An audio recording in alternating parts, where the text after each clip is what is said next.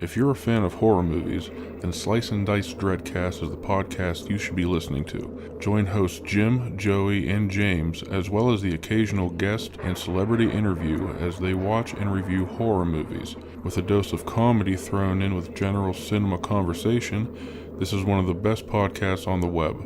Available on Facebook, YouTube, and the Horrorphilia Network. Search Slice and Dice Dreadcast on Google for all available links. What do we do? Why don't we just wait here for a little while? See what happens.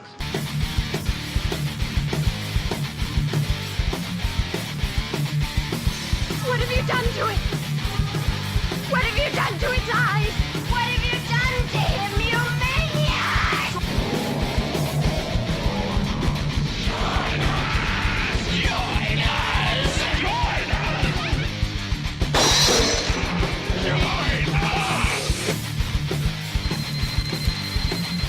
Listen, asshole! No, you listen, you little bitch. You hang up on me again, I'll cut you like a fish. They're coming to get you, Barbara. Here's Johnny.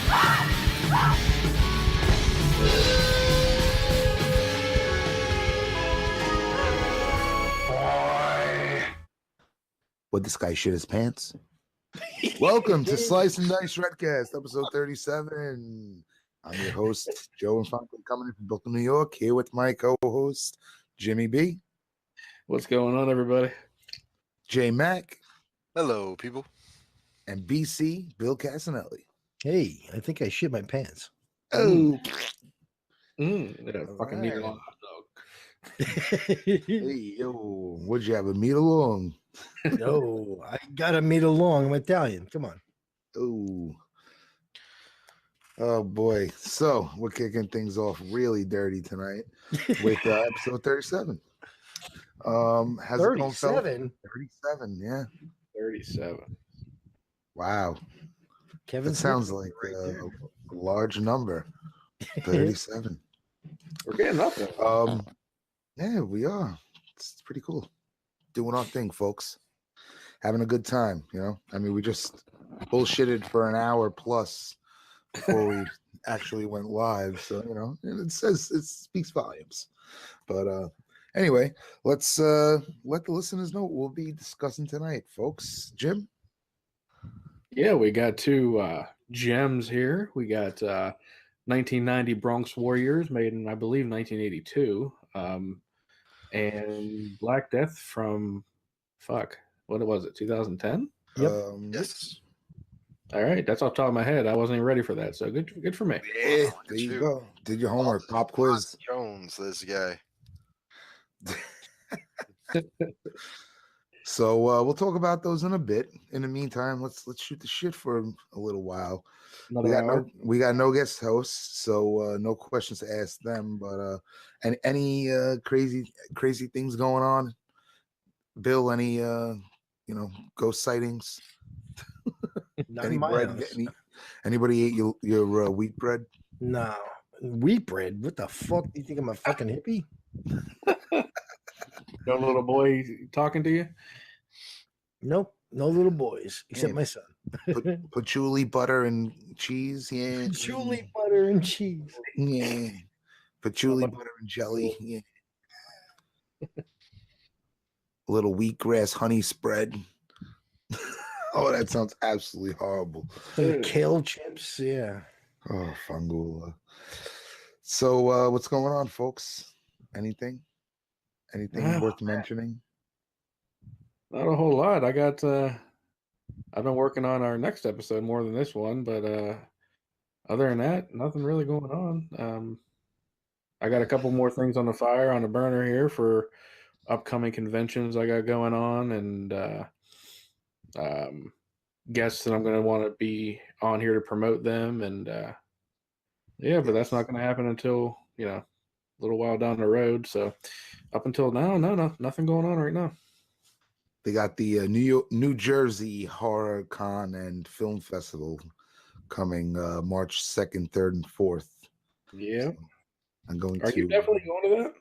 Most likely Saturday. I'm going, and then unless some weird, crazy thing happens, Like you fall asleep. I mean, it is, starting at 10 a.m. and I am an early bird, so I'll be on the road by 9:15. So is it just going to be a day thing for you? You're not staying there or nothing like that? Yeah, just a date thing, check it out for a few hours, and head home. I think my daughter might come with me. I'm not sure 100% about that. Tell me you're not like driving through the Bronx for that, right? Oh yeah, and I'm gonna go fight the zombies and the tigers to get there. Oh, watch out for ogre. Put on my quad rollerblades and hit the fucking road. No, I'll just drive through Staten Island and hit the bridge and into Jersey. Good man. Yeah. Huh. Because we all know, like in the 1990, Bronx- it became a fucking wasteland, right? Oh yeah. Oh, Still man. is. Actually, the movie was kind of right. It still looks the same. Dude, I went to the Bronx, when I was a kid, to the zoo, maybe to a couple Yankee games, and once I was teaching a class out there, and it was not worth it because first of all, it was the lowest I've ever gotten paid. I think I got paid more when I was 12 years old working in the church rectory. So after 3 weeks, I quit. I was like, fuck this shit. I'm not hauling up to the fucking Bronx. For $5 an hour plus all the fucking priest blowjobs you wanted. That's hell of an incentive, though, man. They wouldn't swear when they were doing it, probably. Oh, sorry. Dude, the priest at our parish was like a rock star. He drank Jack Daniels, smoked Marlboro Reds, and ran Atlantic City bus trips every weekend. Oh, he was more like the fucking James Woods in Vampires then. Oh yeah, yeah. Dude, I haven't seen that guy in so many years. It's my Father Farrell. Yeah, Father Farrell. Yeah, he's dead. Oh, rest in peace, Father Farrell. He was a good dude, man. He was. He's like, yeah, He was a tough son of a bitch too for a priest. Like, no, seriously, like he was the kind of dude you thought at any moment could just knock a bitch out. Like he. Oh yeah. He'll like what killed him? jab What did he die from? Boom. Probably alcoholism, some Oh, shit. He yeah. was old as fuck, but he big fucking Irish dude with a big ass Irish head, and he like. I always remember being like, "That's a big motherfucker" when he walked by. Like he had big hands and wrists and shit, and he always looked like he was ready to fight somebody. Man. You ever Oh, see yeah. Adam Well, Sandler that's because he movie? was fucking in the bag most of the time. Probably pissed because he needed a vagina to stick his dick in. Sorry, Probably a that- lot of it.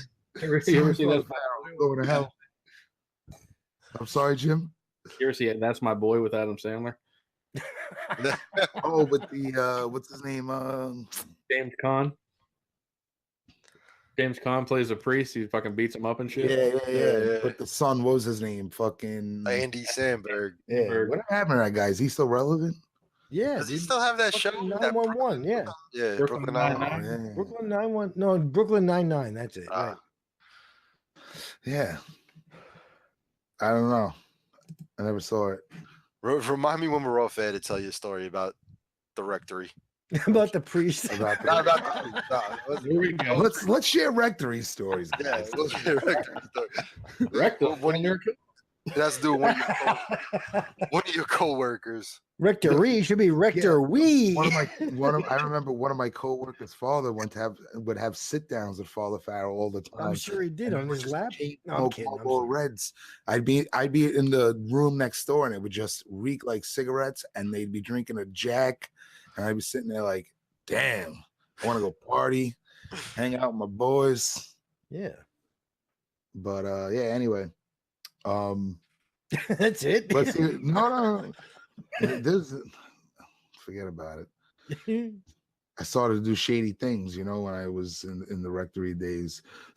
That's where it all goes wrong in the rectory. Man. That's where it all goes down in the Where rectory. life takes that fucking path to the dark side is in the This is fucking getting rectory. interesting, man. Oh yeah. Oh, man. Remember they tell me fuck that priest? Oh yeah. I remember watching Phantasm 3 in the rectory. Jesus No. Christ. Yeah, Phantasm 3 in the rectory. I Dude, used in to this giant fucking hall, like dining hall. on this small little TV on a food cart. Fucking Phantasm 3. The girl I dated in high school worked at that rectory too. Oh and yeah. I would Yeah. go fucking like hang out with her up there once in a while, waiting for her to get out and shit. And one time I was up there and I found the fucking marriage certificates, blank ones, and I made marriage certificates like I was marrying my friends together and shit, like guys, and like legit like stamping them with the church stamp. And they're now fucking So now they're married. Like, legitimately married, my right? buddy Marlon and Ryan are married together. I like anybody I could fucking, I made a ton of them. My friend Donnie in a fucking chair. They're now married. Somebody got married to a dog. Like, it was ridiculous. Oh man, dude, you know how fucking ridiculous it is? Like, when you go to a funeral, a wake, you get a prayer card. Fucking dude, the priest didn't sign that shit. I did. I signed every one. He didn't sign. Oh, that was you? Oh yeah, priest doesn't Dude. sign it. Did not know that. Yeah, Fugazi. Oh man. So my grandma who like went up in the sky, that was really you who like blessed her body into the abyss. Fucking Joey's performing miracles like Christ. Like, you allowed her soul to ascend to heaven? I That just was Joey? I just signed the priest's name. That's what I was told to do. That's what I was paid to do. I was paid to answer phones and fucking sign fucking prayer Answer cards. phones.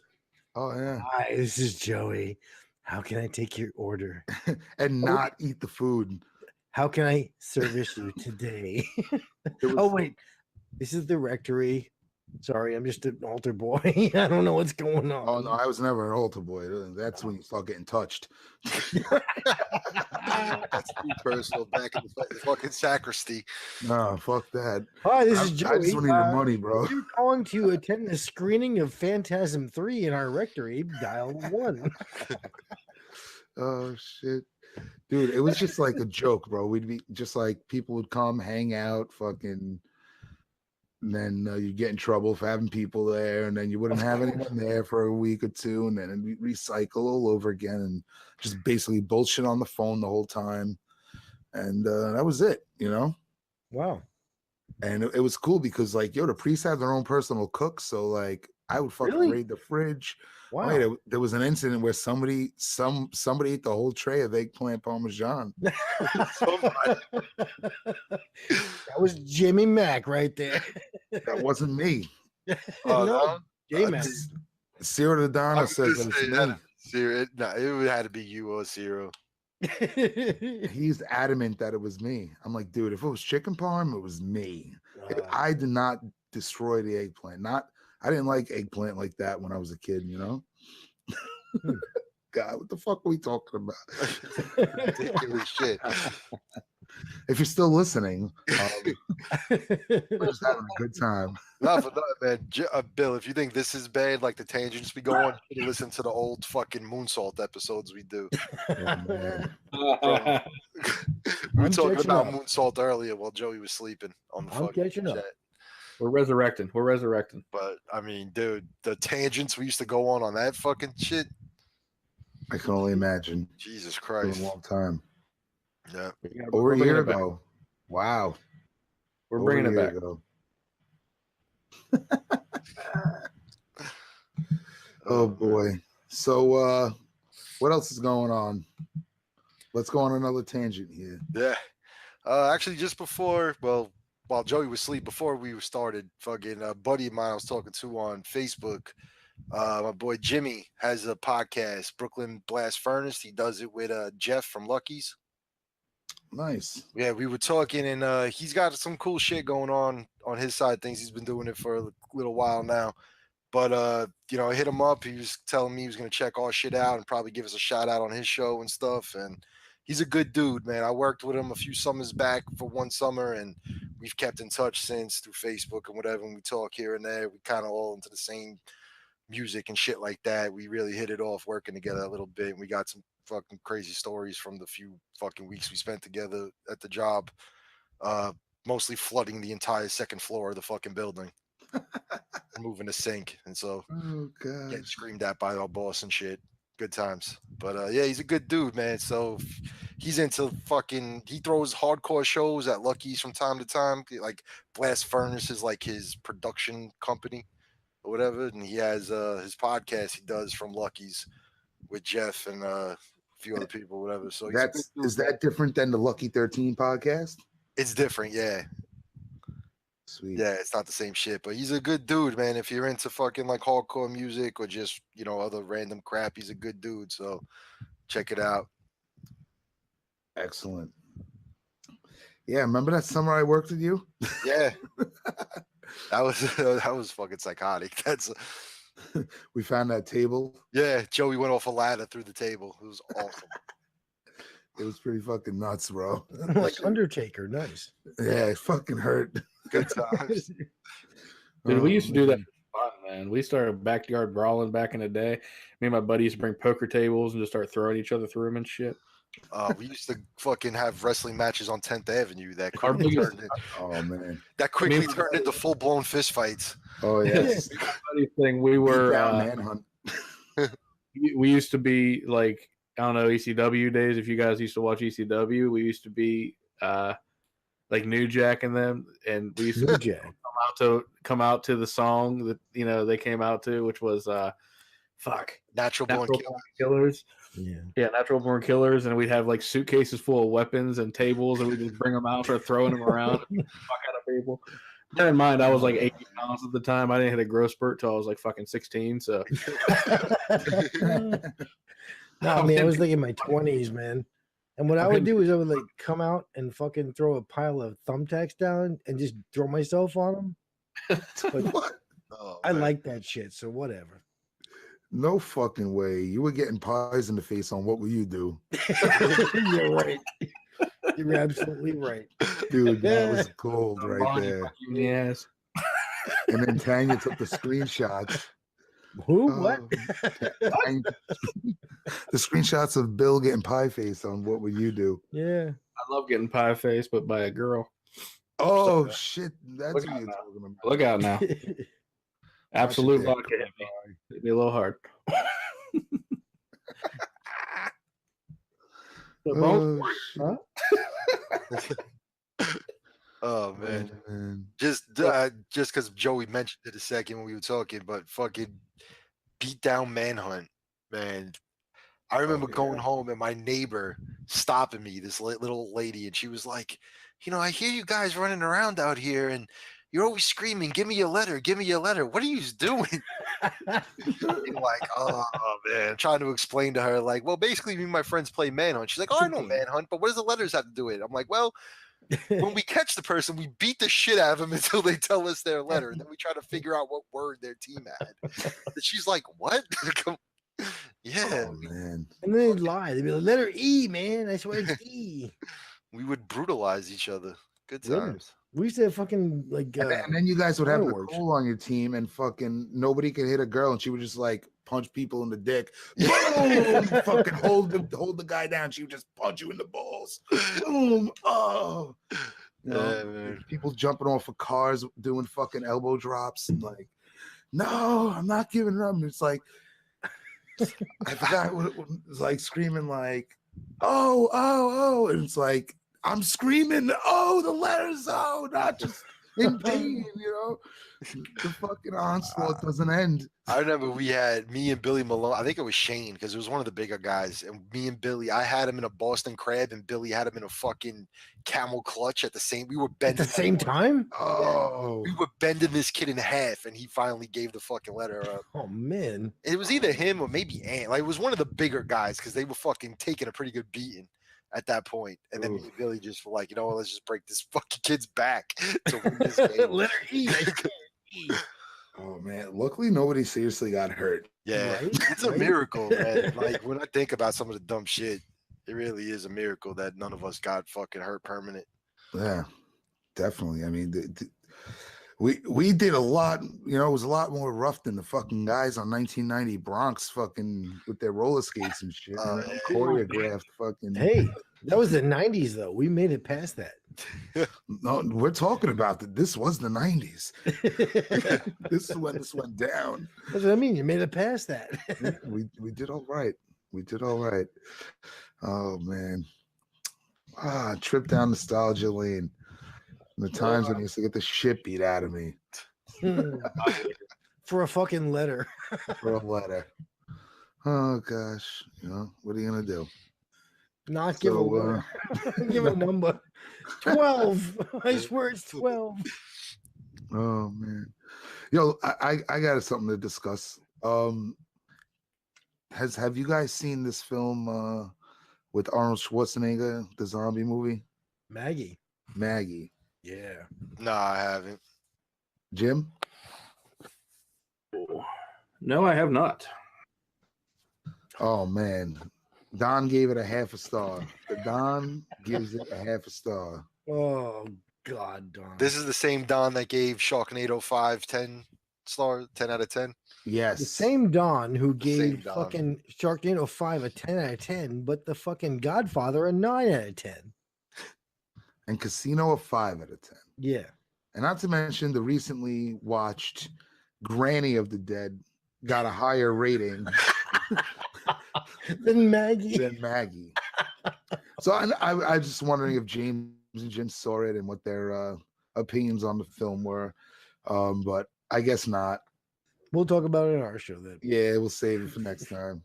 Oh my God. Oh man. One of a kind, that guy. That fucking guy. That fucking guy. So speaking of fucking guys, there was a bunch of fucking guys on this movie called 1990 The Bronx Warriors, right? We're gonna get into this, or do we got anything else to hash out here? No, I'm good. Jim? No, I'm golden, Pony Boy. Let's go. J-Mac? Oh, Pony Boy. Any Nah, last, man, I'm all good. All right, let's do this. All right. So here we are. 1990 The Bronx Warriors. 1990 The Bronx Warriors. And this one came up on our Shutter Roulette. Yeah. How the fuck is this on Shutter, by the way? Exactly. Horror? Well- No. No, definitely not horror, but I guess it gets lumped in because it's But there's some gore. Asalari film. This is as much And, horror as Rambo, by the way. Like, No, less gore than Rambo, but yeah. Yeah, it gets lumped in. It's like one of those Italian action horror, not horror, action sci-fi movies, and it gets lumped in with the Italian horror movies. Sure. I can see that. But remember, Shudder is not straight horror. They even say they're like horror, suspense, thriller. but I don't think this is any of those. Oh no, this is definitely not any of those. Although this could be thrilling for some when what's his name? Mark Gregory Trash? comes through. Yeah, Trash. No. All right. Jim, you got a synopsis for us? Hold on a second. I I am so waiting for my turn. I actually took notes for this one. I didn't take notes. Shit, but I'll talk about it. it. I think we're gonna have to cover the sequel. Oh, yeah. Escape 2000, or also known as Escape from the Bronx. Yeah. Good. Are you God. fucking serious right now? Yes, there's a sequel. Yes. I love it. What I uncovered about this movie, it just blows my mind. We'll All get to right, that in all a right. little bit. Synopsis. Here we All right. In a post-apocalyptic New York City, a policeman infiltrates the Bronx, which has become a 1990. battleground for several. Whoa, before you continue there, I'm sorry, Jim. This movie was made in 1982, right? So what Yes. made them fucking think that 1990 that the Bronx would be a fucking wasteland? 1980s New York was probably just garbage. Oh man. Well, Coming it off of still what is, the yeah. 70s fucking brought New York City. Yeah. Yeah. I'd say 10 more years we're in a wasteland. Not I even mean, 10. 1990, I mean, we were basically in the middle of fucking the crack epidemic, the tail end of Yeah. it. So, I mean, the Bronx is like New Jack City. So, I mean, hey, Dude, That's like saying that, like, right now in 2018, I'm thinking in like 2020 we'll have flying cars. It's like, what? No. You I'm never a right, little I'm sorry. disappointed that police never got around to carrying flamethrowers. All right, sorry, Jim, go ahead, please. Oh, I don't even remember where the fuck I left off. Apparently, like the Bronx is run by bikers and a bunch of dancers and terrible actors. Tap dancers, I can't wait to jazz jump into fingers. What's the fucking like the official synopsis for it though? All right. I got it. We got it. Listen, in a post-apocalyptic New York City, a policeman infiltrates the Bronx, which has become a battleground for several murderous street gangs. That sucks because it does not mention trash. That's it? That's the whole fucking synopsis? Here's a That's it. tagline. In the year 1990, the Bronx is officially declared no man's land. The authorities give up all attempts to restore law and order. From then on, the area is ruled by the riders. I don't know what the fuck else you want me to say. God. I don't know. Yeah, no, that's exactly what we wanted to hear. Wow. Oh man. Marco Gregorio. Are we going like in order for this? Or Just fuck it. Directed by Enzo G. Castellari. hey. Oh, paisan. Enzo, ¿qué tal? Enzo Castellari. Casanelli, what? Oh, Enzo Casanelli. Igueri del Bronx. I mean, the one familiar face that people might know is, like I said, Fred Williamson from No. Fucking Vic I mean- Morrow, man. Vic Morrow. Vic Morrow, Morrow, dude. Yeah, I guess. I guess. They don't even use his real voice though. I shush. Oh, Can't okay. wait to Sorry. hear that. Why are we shushing?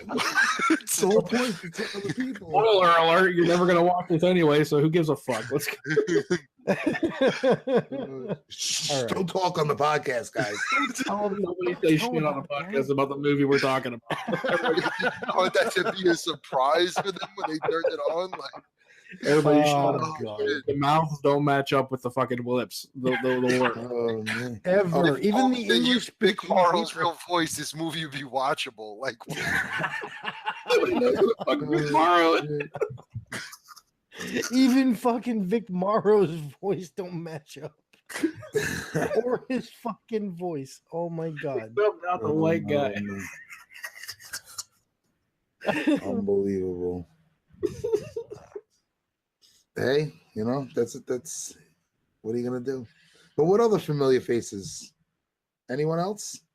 Fred Williamson, Vic Morrow, and a bunch of Italian guys. And the Hells Angels. What about Chuck Zito? Huh? Chucky Zito from Oz. I don't know. he's there. He's there. Never saw Remember Oz. Oz? I don't know. Oh, that was a good program. Oh yeah, on HBO. Yeah. I know of it. I don't know it. Oh, you never watched Oz, man? No, I know of Dude, it. you got a don't know lot it. of fucking HBO watching to Who catch was- up. What are you talking about? Who are you talking about? Chuck Zito, Yeah. he was Is one of it- the outlaw bikers. Oh, yeah, Which Chuck one? Zito. If you see his he face, you'll probably know Blade who or- he is. It just says outlaw biker. I don't fucking No, know. because I know the name from something completely different. He was on Oz. He was on Sons of Anarchy. Sons He of was in Anarchy, fucking Sopranos. Sopranos. He was in Was what he was the on- fucking movie that? Oh, he was. No, he used to be on Howard Stern all the time. Oh, I know Howard Stern. If you Yeah, he saw was this on dude, Howard you know who he was. He looks like a fucking Dick Tracy villain. No, I'm looking at him right now. He was on Howard Stern a lot back in the day. That's how I know his name. Nice. Chuck Zito. Yeah, I know who he is now. That's crazy. Oh, what about Hot Dog? Oh my god. All right. First of all, how the fuck did they know his name when they first encountered him? They're like, "Hey, hot dog." He's the one fucking Frankenstein leg. Oh, shit. His shoe is like 3 inches off the fucking ground. What? Explain that. No. What? I have no idea. It's one I can't explain. For some reason, Okay. the guy that played Ice with the glasses, I always thought he was when I was watching, I'm like, I know him from somewhere, but I Right. don't. He just looks like somebody Right. else. I completely agree. He looked familiar, and you look him up, and you're like, I have no idea what I've ever seen him in. You're nobody. Right. Yep. I thought the same thing. I was like, yo, what is this guy from? And He should have been nothing. more. Turns out nothing. Turns out nothing that I have any idea about. Nope. So what are you gonna do? Yeah, so I mean, this is definitely a one of a kind ripoff. Because this movie basically rips off of a few different films. This movie is 2 movies put in one. Right. This movie is fucking Escape from New York and The Warriors. Yet they somehow managed to make this, one of a kind fucking action flick, man. Oh God. Oh, let's hear it, Jim. Let's hear a sigh. No, I mean, when I'm watching this, I'm like, okay, if I had to watch this for any other purpose, I'd be like laughing my ass off. And I'm like, I'm watching this for a podcast. We're supposed to be talking about horror movies. And it's just like, why am I wasting my fucking time with this? But it's so fucking bad. It's so bad it's good. Like the first thing I thought of was like any kind of sci-fi movie on the Sci-Fi Channel, like the most terrible acting ever, but you're watching it kind of like Sharknado. Shout out to I was gonna say, so basically Don's favorite movie. Is what Don you were- would probably give this a 10 out of 10 over like The Godfather. Probably. It's just so bad, so terribly acted. Better than Casino. So many mistakes. The dubbing of the voices, which I don't know. That's a copy I watched. I don't know what everybody else seen, but We all they're- seen the same one. Okay. In Shudder. yeah. Well, I didn't watch it on Shudder, but I mean, it's. I'm glad that everybody's all the same one, but yeah, it's why it wasn't an American-made movie. No. No, It was a It is really Italy, but pretend it's the Bronx. the outdoor Oh, my- shots. Most of the outdoor shots were filmed in the Bronx, but all the interior shots were done in Rome. but they use some English and some not. I don't. Actors. And So, the like- actors were done in America. Don filled us in on an episode on how this works because I was always curious. So, because like these movies have actors from America and all over the world, right? So they, get the script in their own language and they say the lines in their own language and then it just gets dubbed over. So, say you had like an American, an Italian, and a Chinese guy, right? They would all talk in their language and then get dubbed over. They walk in. Oh. Right? So the American guy would say, "Hi, everybody," and the Italian guy would be like, "Hola, ¿qué fai?" And the Chinese guy Hola, would ¿qué say, or whatever the fuck he would What say. the fuck was that? The Chinese guy's a cat? Brrr. Yes, a cat, whatever. A Fuck, cat. and then it would be dubbed over, and with the English dub. So some of their mouths move with the words, and some of them don't. Oh, most of them don't. Yeah, Oh most of my them don't. God. But I don't fucking know. Whatever. No, not whatever. This the whole point is for us to talk about this. Not whatever's. It's just They had 5 guys in this whole movie who spoke English. fuck. 5 fucking English speaking characters who were not speaking Italian, but they were still dubbed. Now, you all know what Vic Morrow sounds like, right? Let's get an impersonation. Tell us, I wasn't gonna say anything. I'm not allowed to talk about Vic Morrow's voice. Vic Morrow, whatever. Alright. He sounds like a fucking porn star. Well, actually, Vic Morrow was the guy who he died making fucking what's Twilight it called? The Twilight Zone, the movie, right? Little kids, remember? He tried to like protect them, and he got chopped up with a fucking helicopter, like the kids did. And anyway, long story short, his voice was. He was born in fucking the Bronx for real. And they dubbed him over going, yeah, so we're going to get hot dog. Hey, hot dog. How you doing, hot dog? I'm like, what? That is not fucking Vic Morrow. Hey, hot dog. Salvatore from 8th Street. What? Oh gosh. It was so bad. Oh god. He was carrying a gizmo. Yeah, I want to get to that too, buddy. You think I'm jiving? You think I'm jiving? Oh my gosh. 1990. When jiving was a fucking. Oh god. All right. Go ahead. Yo, but like, all right, so obviously, it's fucking, second-rate acting, right? I mean, Second? yeah, it could be a lot worse. It could definitely be a lot worse. But and especially, at first when you meet this, I guess he's the protagonist, trash. I kept thinking, why would they call him Trash? They got to be calling him Thrash, but no, it's Trash.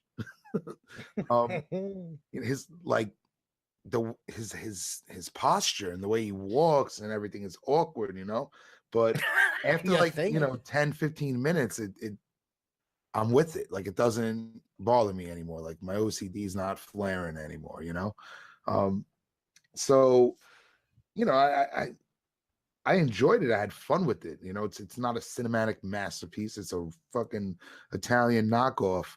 And it brings me to the question, why do you make this film and other films like this?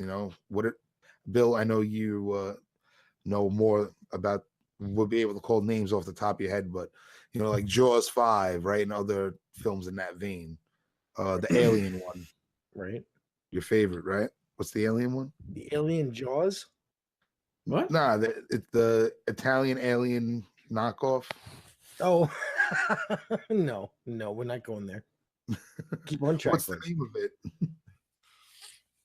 Alien 2. Alien 2. On Earth. On Earth, right? So a lot of films, even Zombie 2, right? Zombie 2 was basically supposed to be a knockoff from Dawn of the Dead, So that's what they were doing in Italy. There was no copyright laws about this stuff. So, some of them really bad and unbearable. Some of them really bad, but fun bad. For me, this one, was fun bad. I enjoyed it. But we'll go down, get deeper into it in a moment. But J Mac, let's get your initial thoughts on 1990, The Bronx Warriors. I was hoping it was gonna be fun. Like, this is gonna be so bad, it's fucking fun. And I had a couple glimmers of hope early on, like in the opening with the fucking skull rings and all that shit. And like, The Warriors is one of my favorite movies. And in the beginning, the music kind of sounded like the fucking Warrior music, and I was like, "Oh, is it gonna be like a Warrior ripoff?" And then quickly, it was just like, "What the fuck is going on?" I'm not gonna shit on the acting, because anytime something's dubbed, you can't get like a real sense of the acting of it. Because I watch a lot of old kung fu movies, and when you watch those movies when they're dubbed over, for some reason they always pick like Australian people to do the fucking dubs on those movies. And then you watch it in its original language, it feels like a much more serious movie when you watch it with its original language with the subtitles than when you listen to it dubbed over. It becomes fucking goofy almost, But that's not gonna help this at all, because this was just a shitty fucking boring ass movie. So no good with the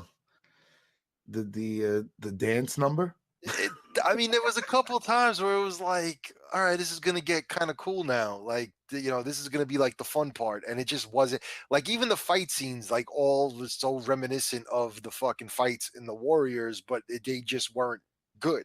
You know what I'm saying? Like, I felt like they were just trying to fucking redo that so badly, and they failed at it.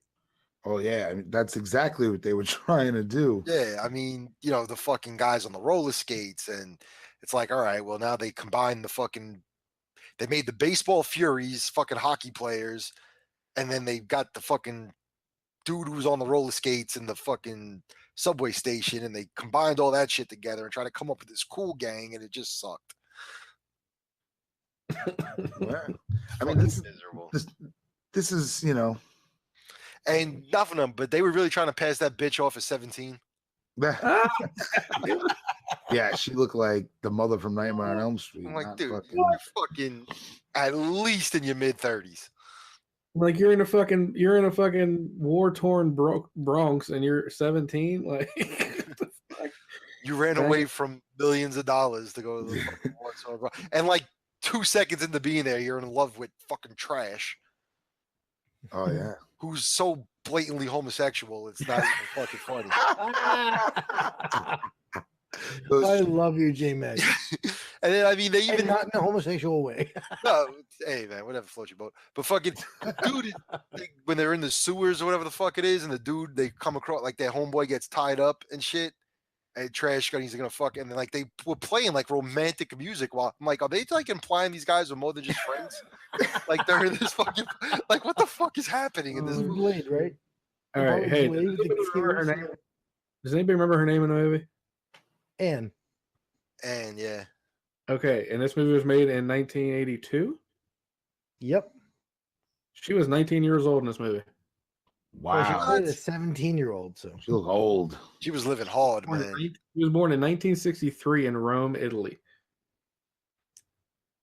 Fucking European bitches, dude. they age. That bitch Holy ages as dog years. If she was 19 in that motherfucker, 1963 and go to 1982. That's 19, right? yeah. She was 19 in this movie. Fuck that. Fuck. That's wow. She's still Yeah. alive. I feel bad for her. She's still alive. She's still alive. Dude, if she looked like she was 30 at 19, by now she'd be fucking Yeah. crusty. She looked Uh, old as shit. She definitely did, bro. It's just the movie failed everywhere. Like even fucking Trash trying to give that speech to her about fucking dying or whatever the fuck it was. I was like, what the fuck On the is this kid beach, talking about? like on Yeah. the New York beach.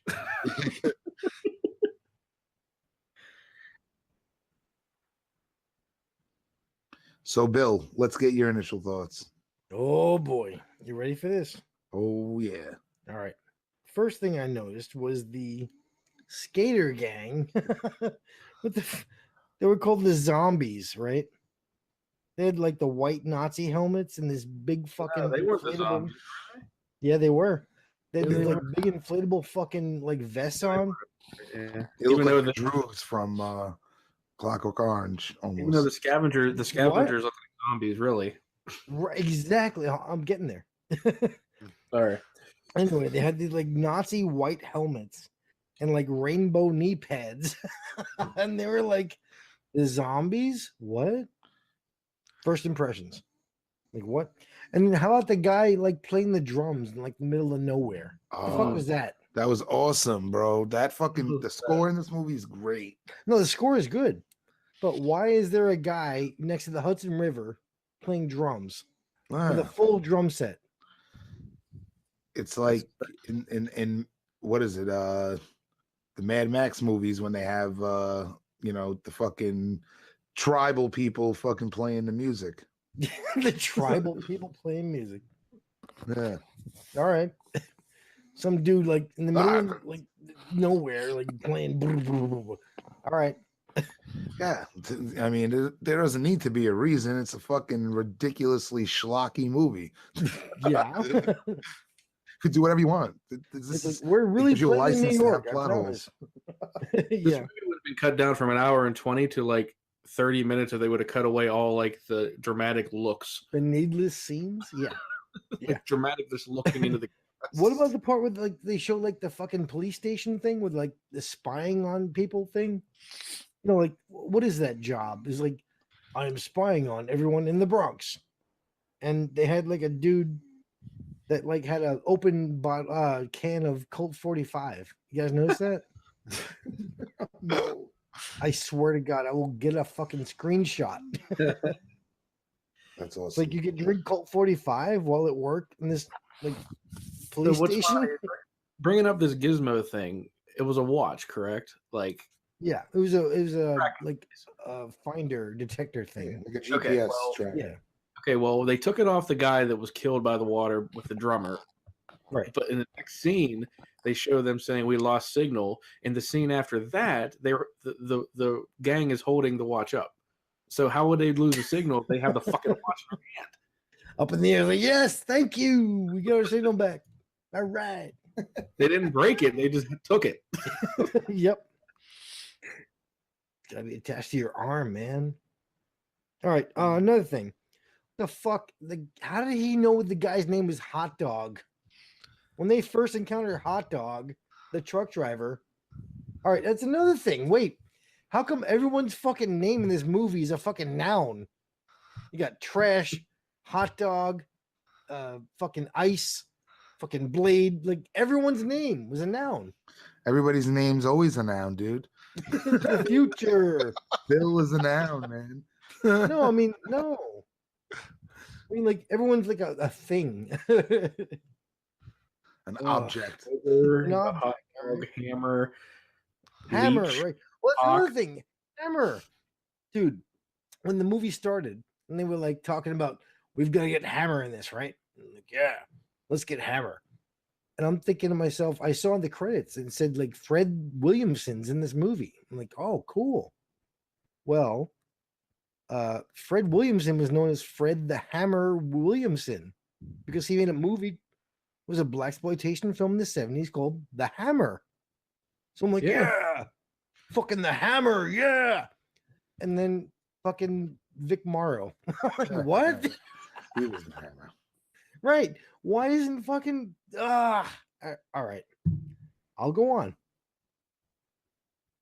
Oh, what's up with the hot dog, the truck driver with that fucking Frankenstein foot?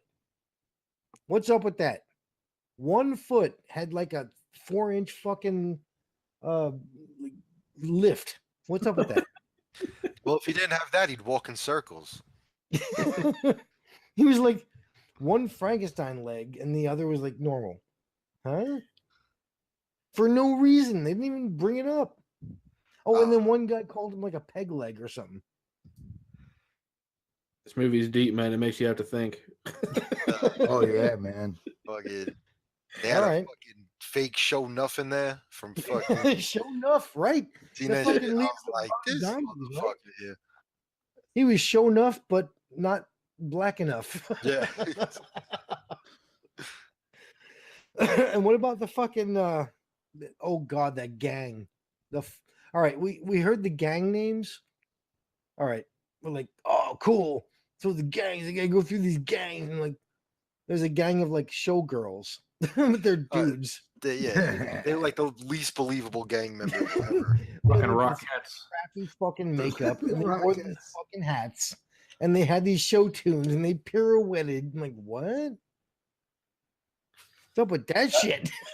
As I'm watching this, I'm messaging you guys in the chat too. I'm like, what the fuck? He's fighting weird. Like, what the fuck? All right, guys. All right, we're gonna live in the Bronx. All right, it's 1990, so like, there's no food or there's no supplies, so we'll get together and we'll do show tunes. You guys like, what? No, trust me. We'll all wear this makeup and like do this thing where we have these batons and like fuck with people who come near us. And they're like, yes, I love that. I want to be in that gang. What the hell were they called? The Show Tunes gang. I have no idea. Showgirls. Oh, that was the one with the black chick who liked Yes, trash. she was like, yeah, I like you, Trash. You're so cute. Ugh. Oh, Iron another Man. thing. They're Yeah, called the Iron Iron Men. The what? Iron Men. The Iron Men? Yep. Were any of them men or iron? That's remember he clicks her helmet and it's supposed to be He iron. was ting. Yeah, I got that. That's what they were Another called. thing is this movie. The best looking chick in this fucking movie, the best looking girl, was Trash. I swear to God, Ugh. every girl in this movie was disgusting, except for Trash was like, hey, long hair, Dude, what They the showed his fuck? butt a lot. She was hot. At the end, she fucking took her top off. Wasn't she cute? Trash, really. Oh yeah, Jesus Christ. sexy vet. All right, I got to play devil's advocate here because Yeah. as this is a fucking schlock fest, it does have a lot of positive attributes as well. Yeah, but guess what? It doesn't have. What? It doesn't have fucking a scene with this. Like, all right, this is the Bronx, so it's a wasteland. There's no one alive, but they show kids playing in a fucking schoolyard, playing basketball in the background. Oh yeah, well that's fucking because they did it, without permits and shit. That's exactly why. Oh, dude. You'll see like on the highway in the back, there's like fucking cars driving traffic. All right, wait. Explain one thing to me then. I will shut up if you explain one fucking thing to me. I don't want you to shut up though. No, that's not the point. Everyone of else this. does. The listeners like, yeah, shut the fuck up, Bill. Shut this guy up. Explain one fucking thing to me. All right, I'll try. Where in the hell is there a fucking castle in the middle of fucking Bronx? A castle? Yeah, they climb the fucking castle.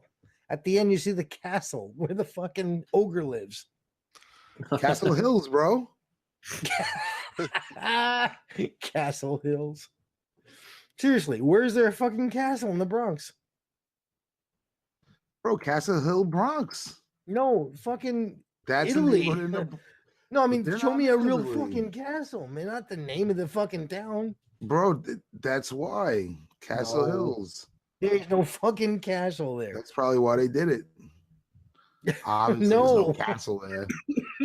There's no castle in the fucking Bronx. I know there's no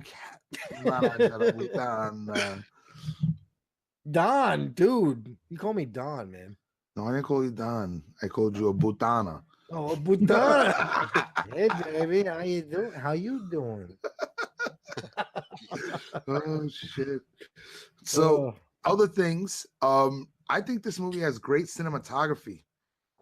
I didn't finish yet, dude. I love this fucking movie. Rolling in on the love it.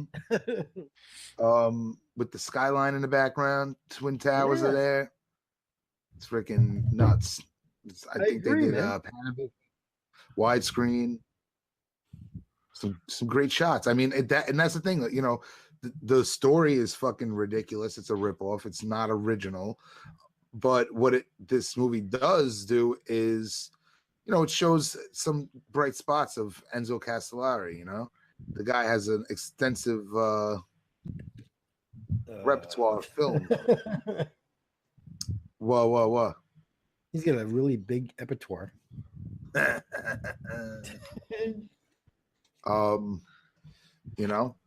So anyway, freaking yeah, I mean, he takes this low budget knockoff and it's definitely not for everybody. And if you got to go into it like I was expecting a ridiculous, atrocious, absolutely unwatchable film. But that's not what I got. My expectations exceeded that. So I'm very happy about that. So that adds, okay. But many plot holes in the film. Many plot holes. Only so much. The Bronx is fucking huge. Like that is not the Bronx. A couple of corners. But I think they managed to work with what they have, right? They managed to pull it off. I think the film looks decent. It doesn't look bad, because there were plenty of spots in the Bronx that did have those like big piles of rubble in between buildings. So there is some authenticity to it at the same time. I like that. None of what you're saying is actually the movie, though. It's like you're talking about the movie. Of course, it's the movie. The filming of this, the scenery. I'm talking about the way it looks. That's a part of the movie. It's a major part of the movie. Oh, man. Dude, I watched Hatchet today, right? The scenery was fucking ridiculous. This had better scenery than Hatchet. I'm going on the record The stating original that. Hatchet, the This- first one. The original Hatchet, yes. This looks In more New like Orleans. a piece of cinema than the original Hatchet does. Well, see, Hatchet was cool for me Looks, I'm because I've talking actually about. been on Bourbon Street during Mardi Gras, and I've been to that place. And I'm like, oh, that was pretty cool to see. Oh damn. Yeah, but the way it looks on the screen, it looks like Yeah, I made it like a fucking with my handy cam. That's what. He's trying to say that it looks shitty because of the fucking equipment used to film this shit, Gotcha. not the actual landscape itself. Right. You know, it's like the difference between a sitcom and a fucking. Yeah, I mean the forest in Hatchet also looked, and that like swamp looked like shit. You know, in the beginning. I don't want to go into it because we're going to talk Hatchet on Monday, but it was just a good example in my head that I knew would break Jim's balls a little too. But that's actually what the New Orleans swamp looks like, though. It looks like shit. No, but it's bigger than that. You know what I mean? It doesn't look like the size of a boat. Those little creeks do, though. Oh, maybe they do. I'm not a swamper, but I watched those programs before.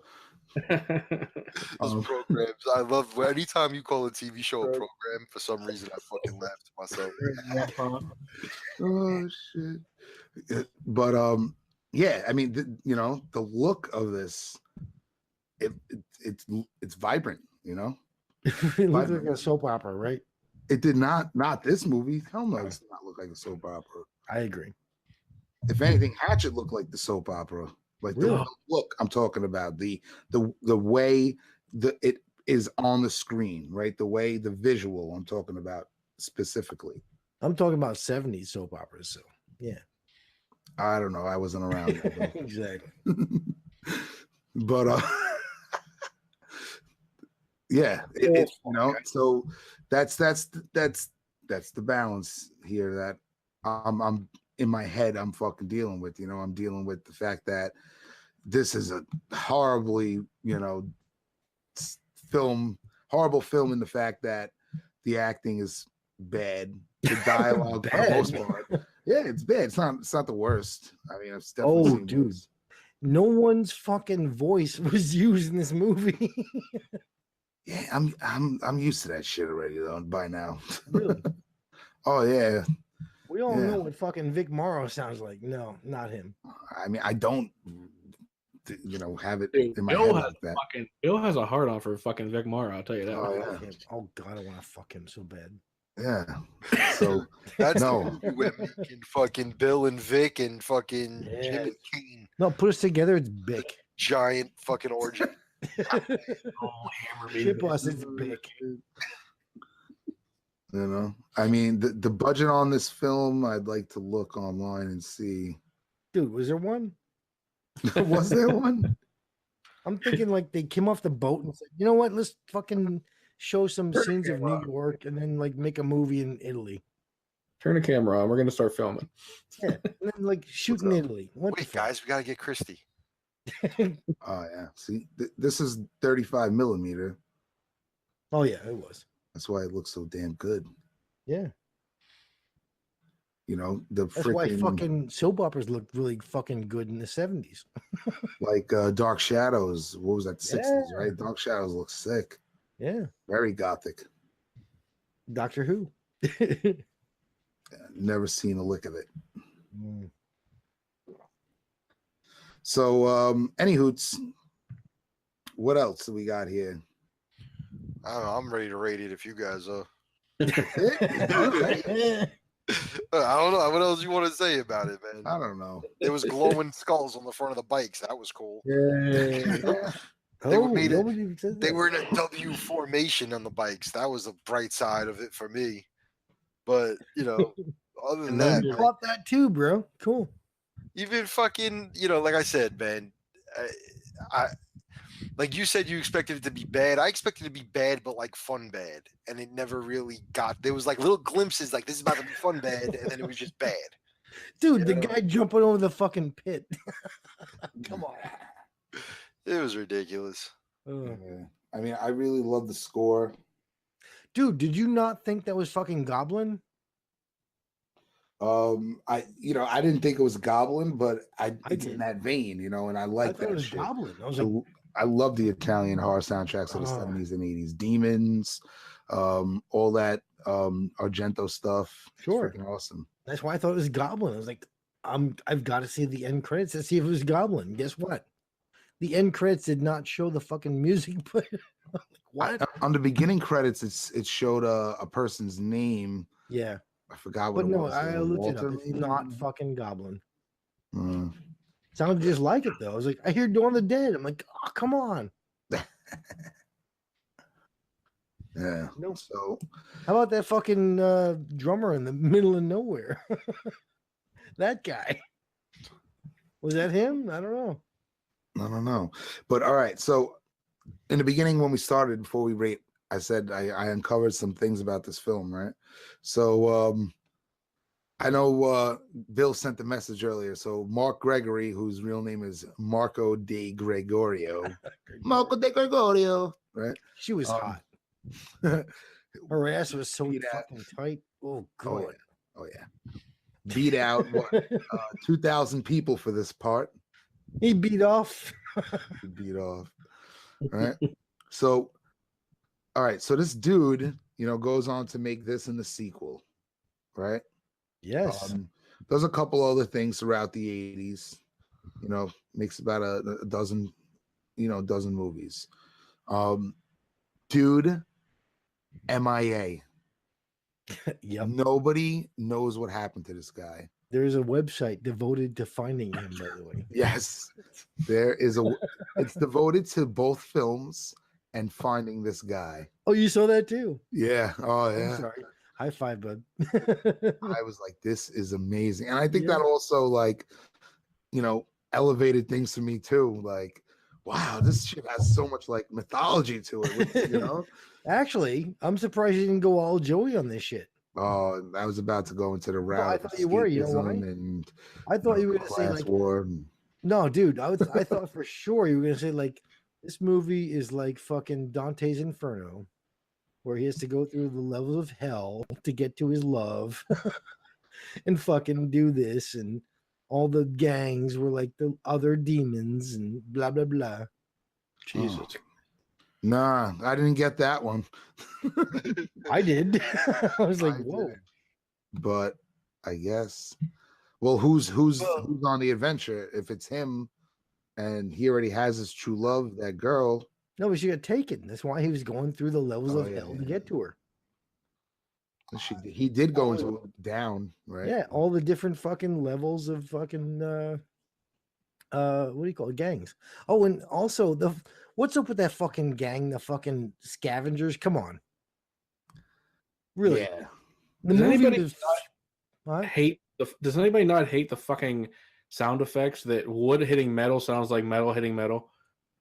Like, what the fuck, dude? Every sound effect was the same for every single hit, and yeah. So And they showed the same scenes twice. Like the guy's getting burned, the same guy getting burned twice. 3 times. Yeah. But I thought for sure Joey's like, yeah, it's like fucking Dante's Inferno or fucking or what's the one oh god, what the hell is that called? With the fucking I don't know. Yeah.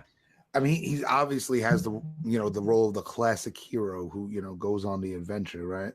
So that's obvious, but I think there's also this sense of escapism and class issues in society. The fact that she's a young woman who's about to inherit an arms company, multi-million if not billion-dollar arms company, and does not want it, who basically flees to the wasteland, to escape that, right? Oh, by the way, she was 17, right? In this movie, supposedly. Fun fact is the guy who played Trash really was 17 when he made this movie. Yeah. Yeah. Oh yeah. Anyway, I mean, you could look into all the fucking themes of this and dig into the classism and the fucking all the other shit, but I could almost guarantee you the people that made this didn't take any of that fucking subtext into consideration at all. Like No, that's of just course people trying to not. find something in this fucking. That's why I This is didn't just go a down fucking that. way that they said, "Hey, we got these 2 movies that did well. Let's throw some bullshit together and see if we can make some fucking Right. money off of it." not only that, I think the fucking director of this movie I had a hard on. guarantee you, this motherfucker did not think of Dante's Inferno. Fucking horrendous. Right. And on top of that, the fucking director must have had a hard on for the fucking actor because a lot of this guy's ass and tits, this guy's ass and tits were shown a lot. This fucking guy had a camel hump the whole movie. Dude, I just jeans were up to his waist. like I don't know if anybody said it, but apparently they use like legit Hell's Angels for the Yeah. fucking see. Like I could just imagine this fucking dude walking on the set in front of like legit, like and just seeing him kind of float by all these guys. What the No, fuck? he They doesn't must have been float thinking. by, he swishes by. He swishes by. He was the most fucking like, You say this is feminine fucking guy Inferno. I've ever seen. You Huh? say Dante's Inferno. I say Super Mario chasing Princess Peach from King Koopa. Mario Ooh, again, I like yeah, that. cool. Or Sewers and all fucking that shit, man. You got a point, Jim. yeah. Or Turtles. They were like the Ravagers, and he had to jump on their heads and go down in a tunnel. He had to go down to the jump on tubes. the heads. You know, Mario had to go down to the green tubes, and this guy had to go down through the tunnel to find Yeah, the sewer. the sewer and shit. Mm, Yeah. Yeah, that's right. Fuck off. I could do that shit too. So anyway, you know, I'm not gonna Joey the shit out of this one. I'm just gonna enjoy it for a fucking cheap fucking, you know, cheap laugh and awesome soundtrack and a good looking movie visually. You know. I agree with that. So yeah, if you're ready to rate this, let's do it. Yeah, no, bring it on, Billy. No, I'll wait for my review. Good. I was just gonna say, like, to go back to what I said in the very beginning, like, Right. and what you guys just said too. Why did they make this movie? You know, was it to try to make a cash grab? Oh, yeah. Because Oh, they yeah. didn't market this film for Italy. It wasn't like it was like, let's make this movie for Italians. No. It was, you know, they made these kinds of movies for the American audience. Yeah, because you know why? Fucking Escape from New York made money, and fucking the Warriors made money. You know, like, oh shit. Right. So I mean, I think it has a balance between the two because, you know, although it is fucking schlocky and stuff, it does have some depth to it to a degree. It is a piece of art, you know. It's not a total fucking shit on canvas. It is.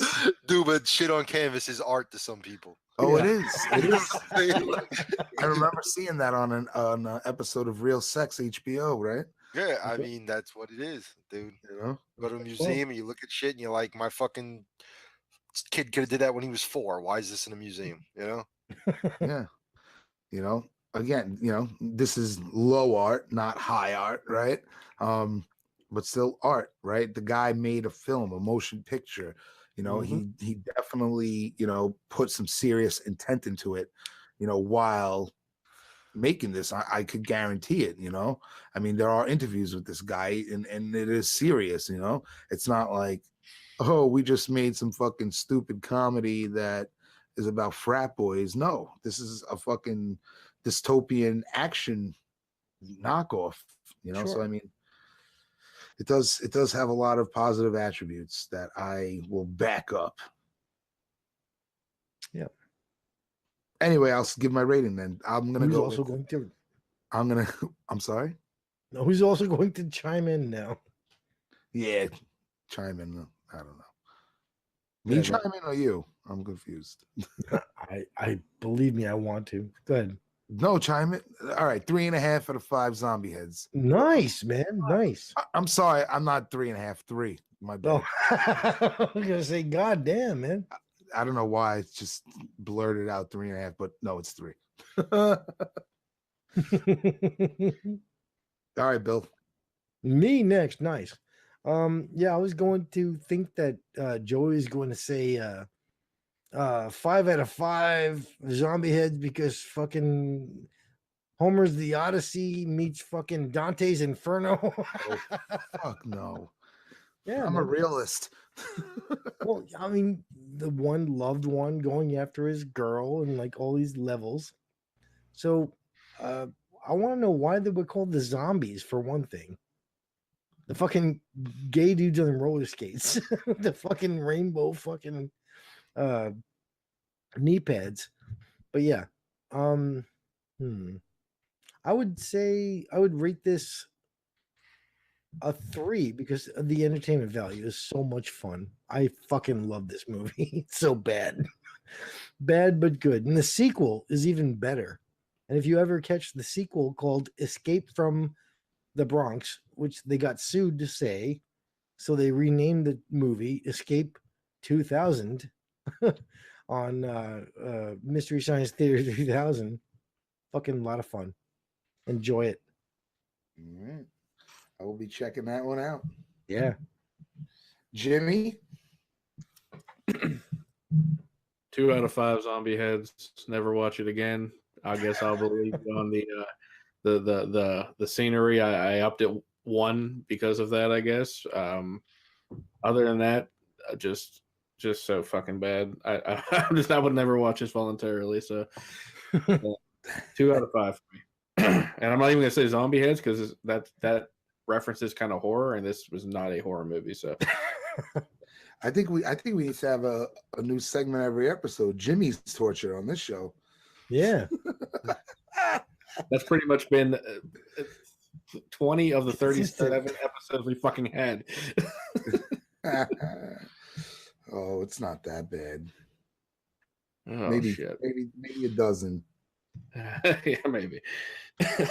All right, James, bring us home. I'm going 2 out of 5 too, because I'm giving it 1 point just for Fred Williamson. Another the point Hammer for, Williamson. you know, because it looked good, like Joey was saying, the fucking cinematography and all that bullshit. I appreciate shit like that. Being such a big fan of the Warriors, I kind of fucking was disappointed at their attempt of even ripping it off. Like I said, I was kind of waiting for it to be like one of those so bad it's good things, and it just never worked to me. There'd be little glimpses here and there, like, all right, this is going to be fucking kind of cool and entertaining, and it never really got me all the way into it. But there's a French movie that came out like in 2004 called District B13, and it has this similar kind of fucking deal about, it's more of like a straight up action movie, but it's basically this bad area of fucking France. They just build a wall around, and those people are like trapped in there, and this cop and the dude from there have to break in to do something. But it's a good action movie if you're ever looking for something kind of similar to this, but actually entertaining. But yeah, and dude, if you watch the Warriors, like the fucking scene on the fucking train when like they're on their way home and they're all fucking dirty and shit, and like those people get on looking like they just came from prom. That one scene has more of a statement about classism and shit than anything that happens in this fucking movie. Sure. So the two of you were batshit for even trying to find symbolism in this fucking thing. But anything. So yeah, I'm going with 2 zombie heads, man. Oh god. I'm not even gonna debate that one. Because I agree with you. I do too. I love it. Oh boy. I'm not gonna beat a horse with a fucking, what is it? What's that word? Not gonna beat a dead horse. Yeah. You're not gonna put a horse's head in his bed. Oh. I'll let Don do that. No. All right, folks. We got one more movie on the chopping block. Oh, yes, we do. Black All right. Death. At this point, for the audio purposes, we're actually going to take a commercial break. So I'm going to put one in here, and so however you want to segue into that, we can do that. Ooh, we're getting breaks on the show from now on. Wow. Yeah, because I have to pee. Me too. Works for me. Hey, I'm with it. I'm not trusting myself to get it in a Monster can. If I had a Gatorade bottle in here or something, but I'm not figuring out how to piss in a Monster can. There's not enough piss the monster can. That's like, Um, it's like, shaving your pubes, man. You can fucking nick it on the edge of the can there, kid. I know, it's no good, man. I need all of that. I need all the help I could get. I can't lose a centimeter. No. Keep it intact. The Ugh. missus won't appreciate Nah. So It's the only reason she keeps me around. that. since we're gonna do that, All right, so the commercial break yeah. now, yeah. You take us there, Jim. You do it. You take us to the break. All right, yeah, we're gonna have a little commercial break here. Going to be a little promo for our upcoming episode 38, and nice. going to be talking about Women in Horror month of February. So give us a listen. We'll be right back.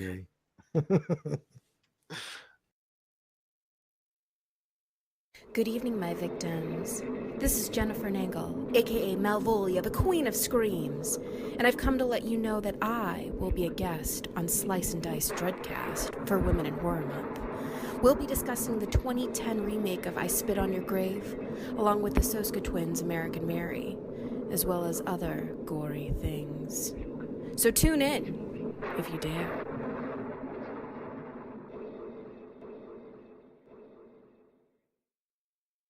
Hey, it's your boy, Donnie Rings, host of the Horror Mafia podcast.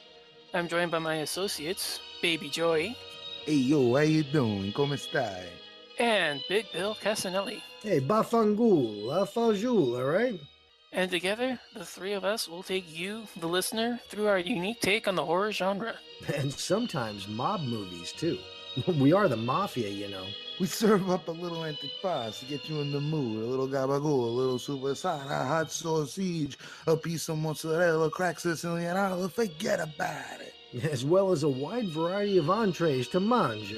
Whether the classic film review or our list episodes. You'll always get an exquisito dish served. Hey, guys, how can we forget? Tanya's torture. Ah! Fucking Dawn! So come join us in the back room at Horrorphilia Studios for a sit down with the Horror Mafia podcast. We'll make you an offer you can't refuse.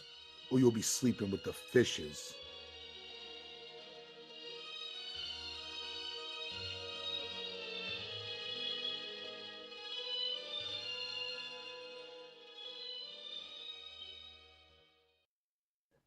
And welcome back to Slice and Dice Dreadcast.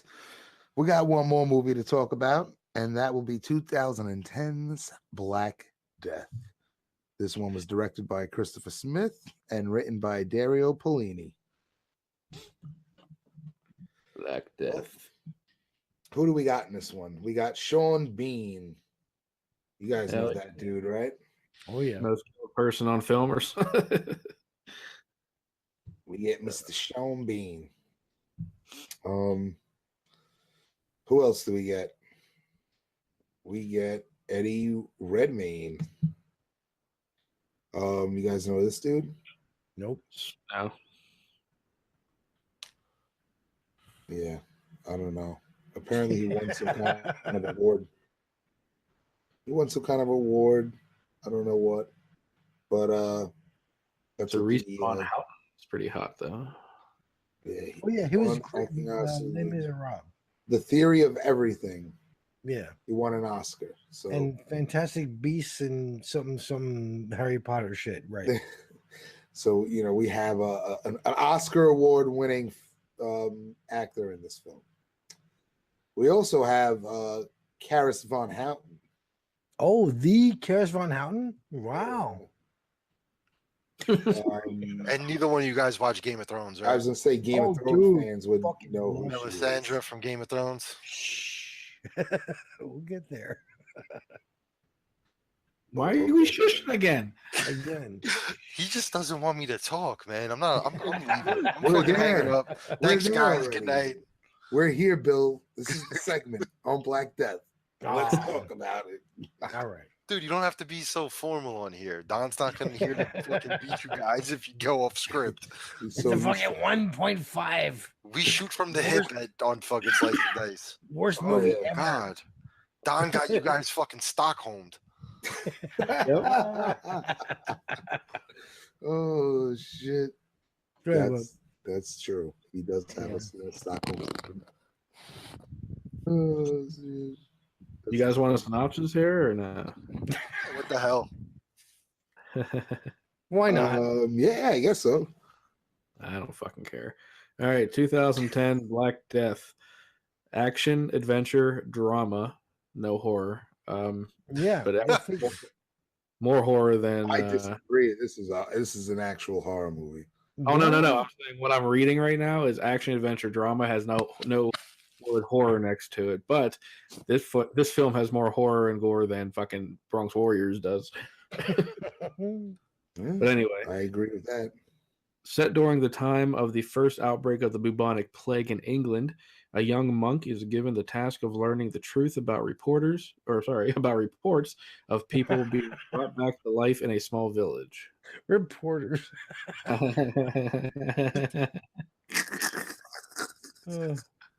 Who brought the plague upon you? Where did the plague come from? How did you feel when it got coming out of your pores? You know, it's funny because oh man, the same day I taught the Mask of Red Death in my literature class. Really? Yeah. Wow. Coincidence. I think we broke Jim. Yeah. What the fuck is going on? I tried to keep it going. I wonder what this guy did on the break. You want me to mute my microphone? Is this funny for people? I don't No, this is good. This is fine. Oh man. Oh man, on the man. All right, so go ahead. So the fucking red mask. What happened? The red mask. What happened? I taught the short story, the Mask of Red Death by Edgar Allan Poe. Yeah. The morning of when I watched this that evening. Yeah, you okay, Jim? I saw you made a post about that. Yeah, that's pretty funny. Yeah. Sorry. Go ahead.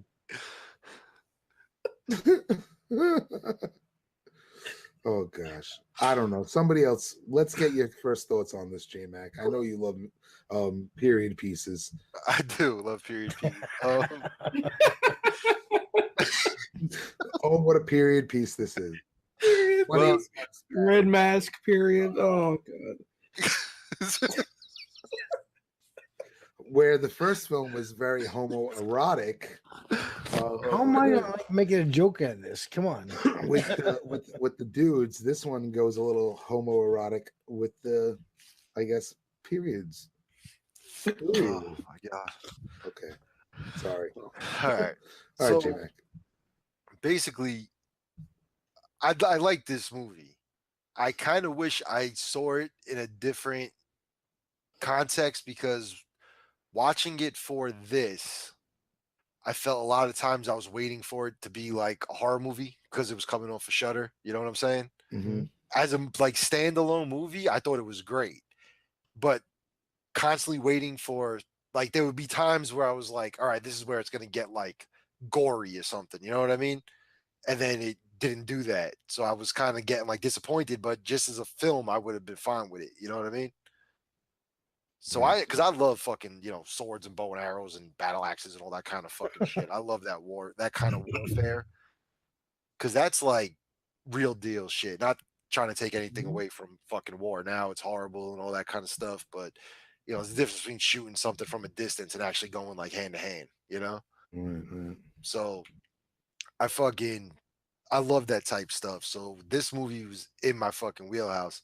And as I'm watching it and it's not getting, it has some supernatural elements there, or at least implied at times, where you kind of find out other shit, which kind of happened. What was that movie we did? Silenced, that Korean movie, where when you kind of found out what the fuck it was about, it wasn't really like a supernatural fucking thing. It was something else. Right. Like this was the same kind of deal, but the silence felt more like a horror film to me than this. Right. You know what I'm saying? And here, where I thought there was opportunities for them to do some gory shit, it wasn't as gory as it probably could have been. Which made it like indefinitely like, all right, this is a fucking horror movie. But just as a fucking movie, I thought it was dope. I liked it. Yeah, I did not expect it to go as deep and psychological as it went, Like I was expecting, arms and limbs, to be severed all over the place, especially from that image with him, holding a freaking, massive sword like it's his dong.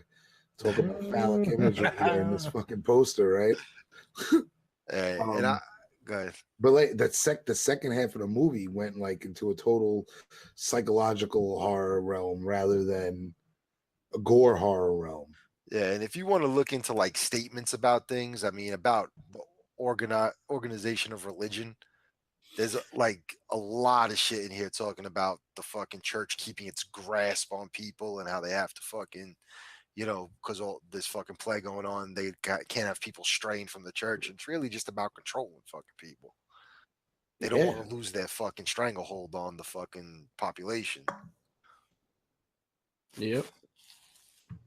And like all good fucking Catholics, when someone's threatening that, let's just go kill a bitch.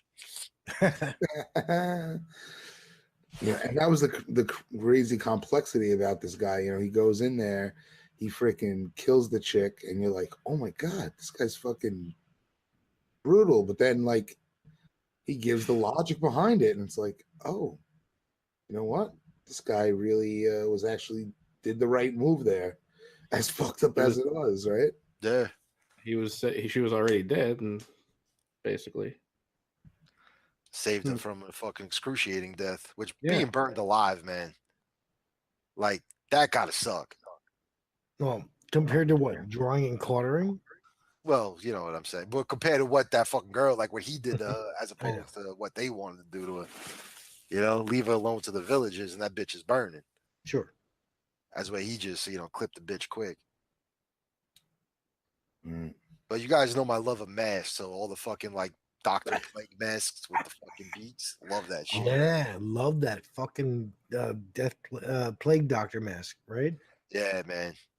Yeah, we in class we watched The Mask of Red Death, and you got plenty of that shit in there.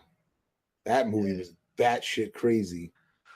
Which, I mean, those were the legit things they wore, but they had to know they looked creepy as fuck when they decided to design that thing.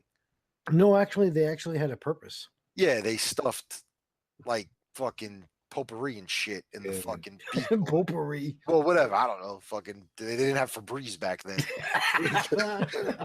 They stuck a Glade candle in the end of the fucking thing.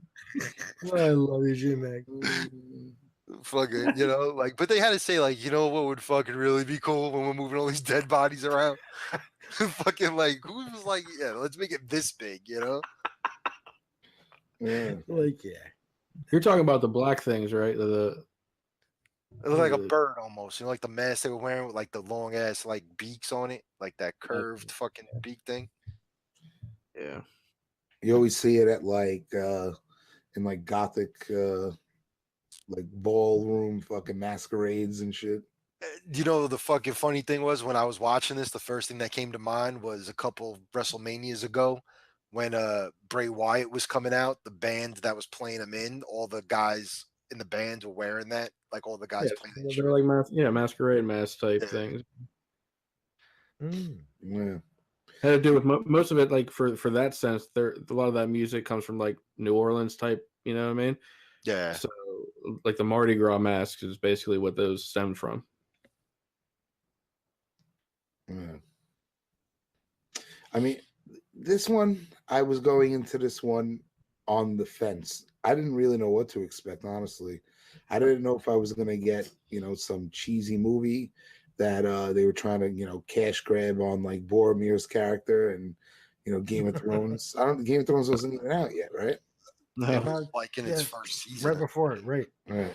So, I didn't know if they were just trying to capitalize on the Lord of the Rings character and make like a cheesy B horror movie, or I was not expecting it to be like this philosophical, fucking deep, full of subtext film, which it was, I mean, you had plenty of character development. You had complex characters. Every character basically was, full of complexity. They, you had this guy, he was a priest, but he was in love with a woman, You had Sean Bean's character, who he had basically he was like almost like a reaper, and he did it. He did it. It was like his job, and it wasn't something he enjoyed.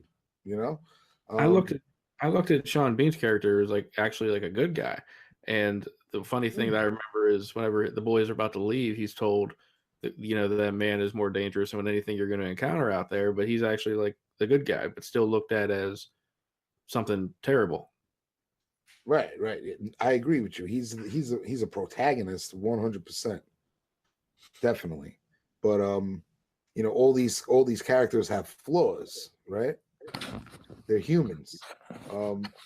There's compassion in the killing here. He doesn't want to have to do this. He doesn't want to slaughter the fucking woman, but he has to, because it'll be a lot worse for her if he doesn't. You think he's like this brash guy, but really he's smart and intellectual. He's quick with the wit and has a nice tit. Yeah. Tits in this movie. Titties there for you, huh? Not enough titties. But yeah, there's definitely a lot of religious subtext here. That's part of it. I mean, you definitely get some violence. It's not totally violent-less, but it's not a all-out balls to the wall sword play, right? Sword play. Like, Lord of the Rings fucking sword play, where it's like motherfuckers might be getting chopped in half, but somehow there's never any blood on the blade of the sword or anything like that. Right. I mean, that scene at the end is pretty fucking nuts, but you still don't get like a full-on visual. It's just a quick second before it cuts away. Even before then, there's a scene that I was sitting there like, all right, this is going to be like a fucking disembowelment and it's going to be gross. And then it just wasn't, Yeah, you just saw a little bit of blood on the shirt. Yeah, it didn't kill the movie for me, though. You know what I mean? Like, I was looking for that because of where we found this movie, but it didn't make me not like the fucking movie because that shit wasn't there. Yeah. The gore is pretty much like undertoned. It doesn't have to be in your face in this one. It's you would expect it to be like Braveheart style type, shit, but it's not as bad as it could have been. I mean, I think this movie deserves a rewatch too. I mean, because like I said, my intentions, well, not intentions, my expectations, my assumptions were way off with this one. This is actually, I think, a really good screenplay. I think the actors do a fantastic job. The lead, not Sean Bean, the other guy. What's the fuck's his name? Eddie Redmayne. Yeah, what's his character's name? I forgot. Osmond, yes. I think his character gets developed extremely well. You're totally, on board, riding sidecar with this guy throughout the film. And you could totally, on a humanistic level, understand why this guy wants to leave the controlling religion, why he wants what real thing is out there, and that's love, right? You totally understand this guy. You can totally be on board with what he's doing and vouch like, all right, even though you are breaking the rules of God, I'm with you. And I think God might understand that. And they even bring that line up in the movie one time. Like, yes, they do in the beginning. It was awesome. Like, this is a great script. Great job. The atmosphere fucking looks fantastic. Excellent. Bill, let's get your initial thoughts on this one. Yes, thank you. I'm holding my tongue for so long. I'm like, yes. First, the first initial reaction I got from this was starring Sean Bean. So what's the first thing I said?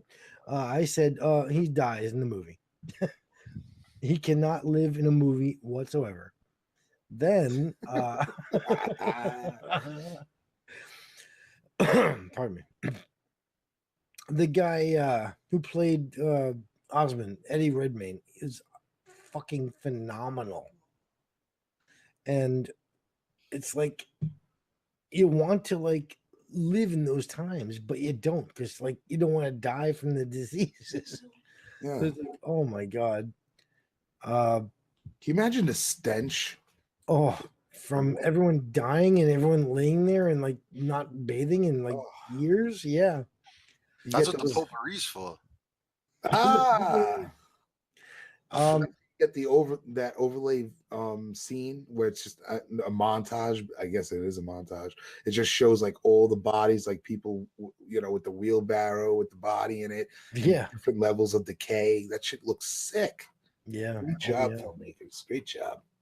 And the next thing I noticed was that David Warner is in this. Oh my fucking god, David Warner. You took my damn thanks. Sorry. But I was going to seriously, say anybody might know him from Teenage Mutant everyone Ninja knows him from the Yeah. fucking Omen. Secret of the Ooze. What do I know him Secret of from, the Bill? Do you remember Secret what I of know the him from? Ooze? The fucking turtles, really? Yeah, Yeah, he played he's the the scientist, right? No, Yeah. okay. I did not know that. Why? What'd you know him from? Titanic? No, the Omen. I'm just fucking with you. Oh. Do you remember where I said I knew him from? No, what? The Garbage Pail Kids. Oh, Like, my the God. Garbage Pail Kids. What? all right. I haven't seen the Garbage Pail Kids. I don't even remember when the last time I saw the Garbage Pail Kids. It's All right, bad. how about fucking Star Trek 6? He was the Klingon who got killed. I've never seen Star Trek. I'm a nerd. Sorry. Anyway, David Warner, everyone loves him, right? You cannot not love him. So I'm like, cool. I'm invested now. I'm like, and I'm watching the movie. I'm like, oh my god, I've seen this movie before. Yeah, in fucking 2010. When the movie came fucking out, I saw this movie. So I'm watching. I'm like, all right. And I'm noticing some things. I'm like, oh my god, the guy who played the fucking. No, I'm not gonna go to him yet. Remember the. How can we spoil this movie without spoil it? All right, how about this? We don't Spoilers give a are shit up. about spoiling, Yeah, dude. just dive in, man. If you're watching this show, if you're listening to this show, you should know the movies we're allowed talking about. If you don't, go fucking watch them. Why would you listen to a fucking show about something you never watched before? All right. Because people No, do. going full on spoilers now. So they end up in this fucking pagan village, right? Owned by a town where there's a guy and a girl who rule the place. And the girl happens to be from where? Fucking Game of Thrones. She plays the friggin' what do you call it? The redheaded fucking fire goddess or whatever she is. She's And a the fire guy- priestess. Whatever. Yeah, sure. And the guy is fucking Lord Percy from fucking Blackadder. I'm like, oh my god. So if you're a fan of comedy shows, watch Blackadder. And Lord Percy is there. He's also in a really good, funny horror movie called Severance. He plays the boss. Anyway, so I'm like, oh man, I'm invested now. What's going on? And holy shit, this movie like took me in and like would not let me go.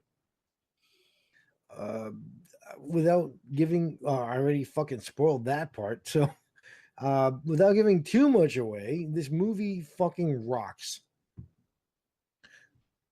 The guys find themselves like in a torture porn. I can't really say much more.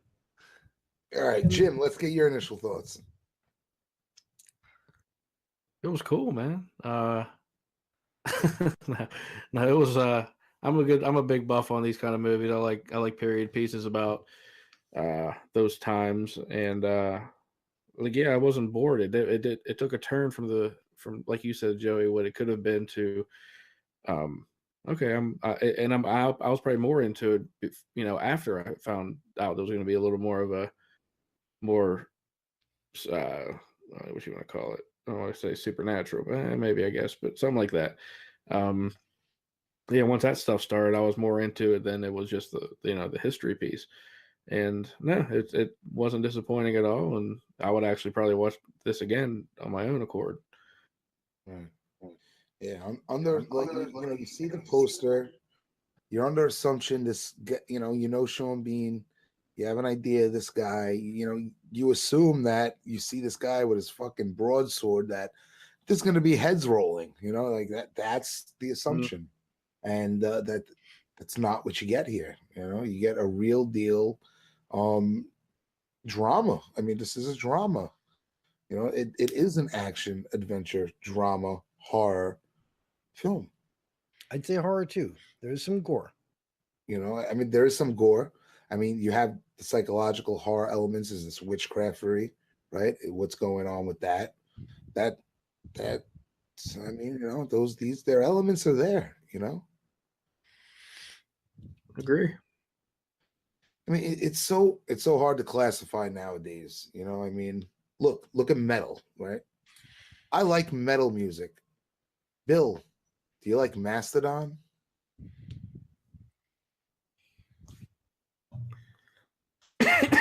Bill, your mic's off. Bill, William? Yes, I love Macedon, by the way. I'm sorry. Right? But do you love Cannibal Corpse? Yes, I love Cannibal Corpse. Right. Two totally different styles of metal. Absolutely different. Yeah. But both lumped under metal, right? Sure. So it's the same thing with horror, man. It's the same thing with anything you basically fucking put a label on. It's gonna, there's gonna be a gray area. Is that a good analogy? Yeah, man, you're making sense. Yeah, I mean, there's that follows like the subgenre type conversation too. Is it can be something inside of a bigger umbrella, but I mean that's pretty much what all these come down to. Anybody can say it is something, anybody can say it's not something, but yeah, it's just too hard to just narrow it down to one thing. Well, I mean, when you look at like, when you say horror, like I like the ghost and demons and all that type shit. And I do enjoy slasher movies, but after I watch a slasher movie, I'm not worried about like waking up and going to take a piss in the middle of the night. You know what I'm saying? As where I could watch one of these fucking like haunted house movies and like now I'm like peeking around the corner before I go into the fucking bedroom because there's gonna be a fucking ghost waiting to attack me. You know what I'm saying? Like I don't get the same level of like anxiety and dread from slasher movies. Like they don't stay with me the way that a fucking movie about a haunting or fucking possession or some shit will. But they're both horror, you know what I'm saying? Right. It's just not as horrific to me if there's a fucking killer out there as there is trying to fucking fight something I can't see. Right. Agreed. And some people might say, you know what, that a slasher scares me more because that's real life. Somebody could break into my house and fucking cut me versus this haunted house. I don't believe in that shit. Where's the fact on that? Yeah. It's all about perspective. Yeah, definitely, man. Shit, I forgot what I was gonna say. But, so what else? Dante's Inferno, right? Dante's Inferno, yeah. Yeah, baby. What about this chick? She was fucking ruthless. Yeah. Holy shit. What's her name in the Langivia? Yeah, she was brutal, bro. Yeah, I don't know. I had like a whole bunch of different lines and stuff, but I didn't take a ton of notes on this one because I wasn't expecting it to be a note taker. Well, tell you what, she by coincidence, by the way, was in Game of Thrones too, but it took a long time for her to get there. Did you know that? You know, Sean Bean was in Game of Thrones, right? Yeah. All right. Well, she also was in Game of Thrones, but it took a few years, and she was like the fire goddess or the fire god's avatar named Melisandre or something like that. Melisandre. Melisandre, right? Yeah, she Melisandre. the fire god, as he's called. Yeah. She's one of his priestess, and she could Right. do witch-like things. Yeah. So, And- like, by coincidence, she was also in Game of Thrones. Oh, and Jim, if you want nudity, she's naked in Game of Thrones. Oh, yes, So she is. you can Already go on look it. that up. Very much so. He's like, I'm on it. And I not for already nothing, have her image gallery downloaded. just real quick, I think that Jim and Joey should watch Game of Thrones, and Bill should watch The Sopranos, and we should Oh, I have totally like agree. quick little man. discussions about them on fucking episodes. Because the fact that you guys don't watch Game of Thrones and that Bill's never seen fucking Sopranos is like mind blowing to me. Bill, you've never seen Sopranos? I wasn't allowed to, He man. told us on the fucking. I know, I forgot about Yeah. that. Holy shit. So you don't totally did not get that meme and that whole thing, Billy Cakes. No. Oh man. Dude, you I- gotta watch it. I Come will. on. You watch that. Joe and Jim watch Game of Thrones, and we'll fucking make this shit happen. All right. Deal. Oh, man. I gotta fucking fix all you people. I'm only one person. Please, please. I need some fixing. Dude, I don't like with your love of fucking like Lord of the Rings and shit, like why you wouldn't watch Game of Thrones is mind blowing to me. I don't understand why it just never come into your life. It has, and it's put me to sleep. That's the problem. Everything puts you to sleep. That doesn't count. You're definitely right about Doing a that. fucking show put you to sleep, man. If someone told me like, oh man, I was watching this movie, I fell asleep, I'd be like, damn, that movie sucks. When Joey says he fell asleep, I'm just like, yeah, that's what he does. That's what it is. Narcoleptic Joey. You know it. You know it. Nah, but I was watching this, and although there are like horror elements in it, some paranormal things and some implied fucking like gory violent shit. As I'm watching it in the beginning, I'm thinking like if this is on Shudder, like why isn't like fucking Kingdom of Heaven on Shudder? You know what I'm saying? I'm like, how the fuck did this get here? You're right. In fact, this is like the first time both fucking movies are not really horror movies. The episode we did with the Chuck Norris movie, the other movie we got was fucking the.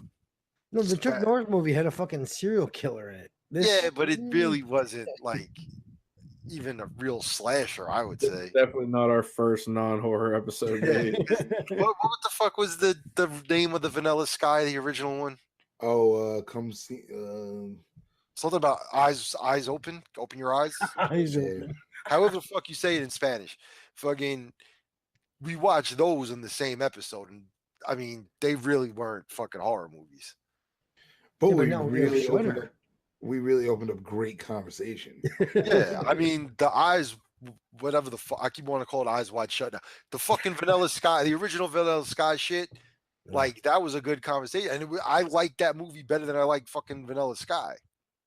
And I enjoyed it, but it's not like as I'm watching it, the same kind of deal. I'm liking this movie, but why the fuck is it on Shudder? I agree. That's why I was like, I saw this fucking movie already. Yeah. Not horror, but nice. Not horror, this one? No, God, no. Yeah, You don't open think your. so? I don't know, man, because like I said, there are elements to it. But like I said, also the Korean movie we did, what was it? The Silenced? I said it before, right? The Silenced? We did the Wishing Stairs and the Silence. The Silenced. Yeah, the Silenced, when it has that twist to it at the end, and you see it is what it is. Like this has those elements, and there's also the same kind of deal, but the Silence seemed much more like a horror movie than this shit. Yeah. You also got to look at the atmosphere here, man. This is like, dark, dreary.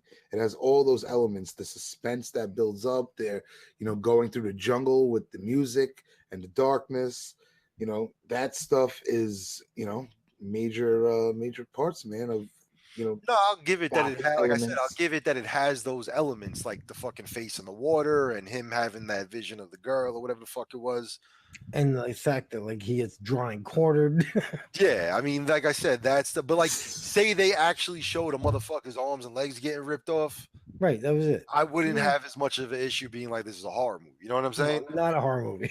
Not at all. Like, if you see these things, it would have changed it and made it a straight up horror movie. But I like, as much as I was battling with that part of it, I was really enjoying the fucking movie for what it was. Oh yeah.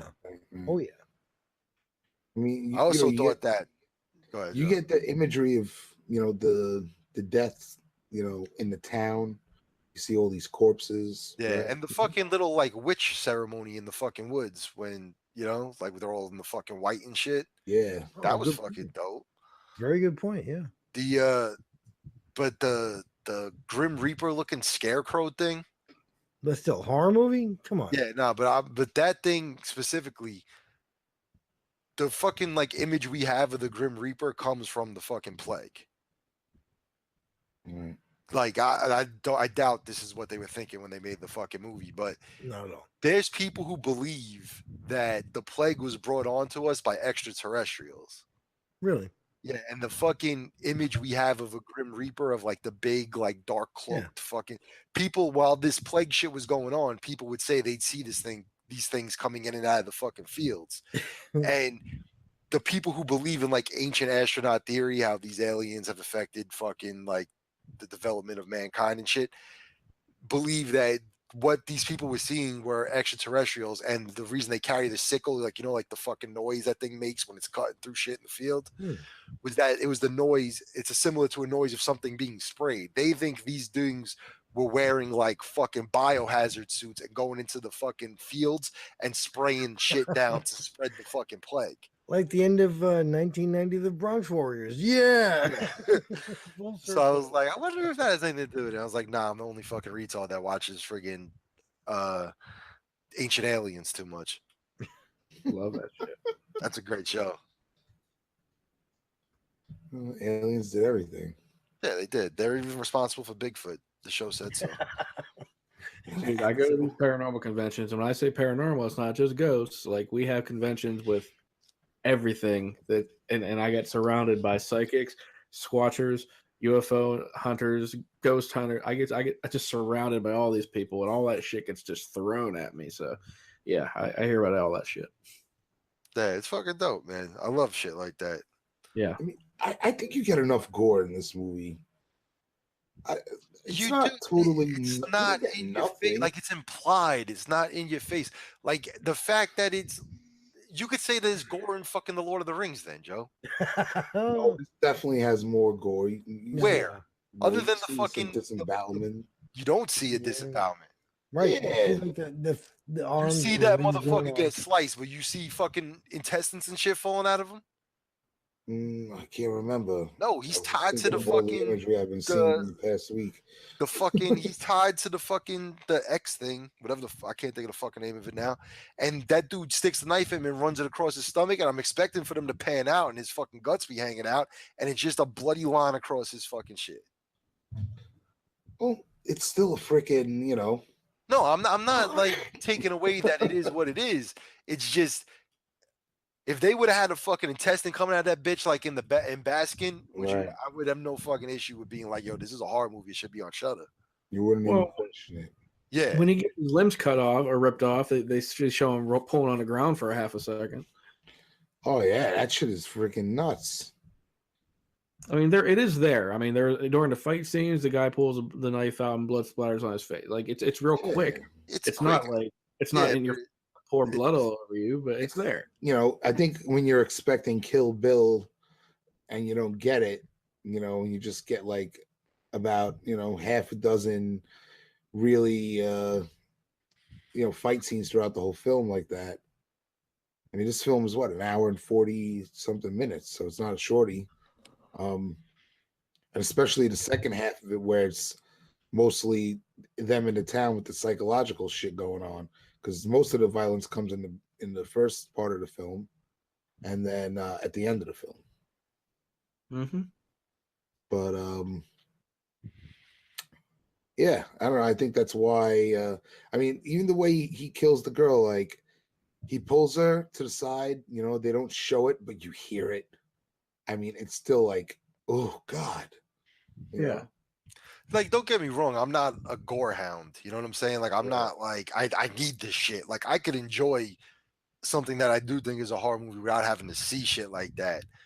But like I said, this comes across more of like fucking Robin Hood Prince of Thieves type shit to me than something that I would expect to be on Shudder. Right. So, all right. Well,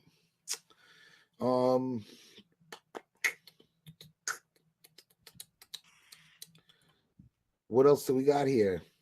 Apart from you beatboxing, I don't know. Yeah, I mean it's an atmospheric. It's almost like it feels like a saga, you know. Yeah, Like there's a lot of emotion involved with this one. I would like to follow that fucking pack of dudes, like a fucking series that follows them through like these fucking towns, fucking shit up in that time period. You know what I'm saying? Yeah. Like the enforcers of the fucking church, and they're just, fucking, doing God's will by killing people. And spoiler alert, by the way, did you guys fucking see that coming with like take my shirt off or open my shirt? Oh, that shit, nah, man. That was fucking crazy, right? Yeah. Yeah, I was he was yeah, he was like the one fucking like inquisitor who had the fucking plague. Come on. That was awesome. It was a great reveal, you know. Yeah.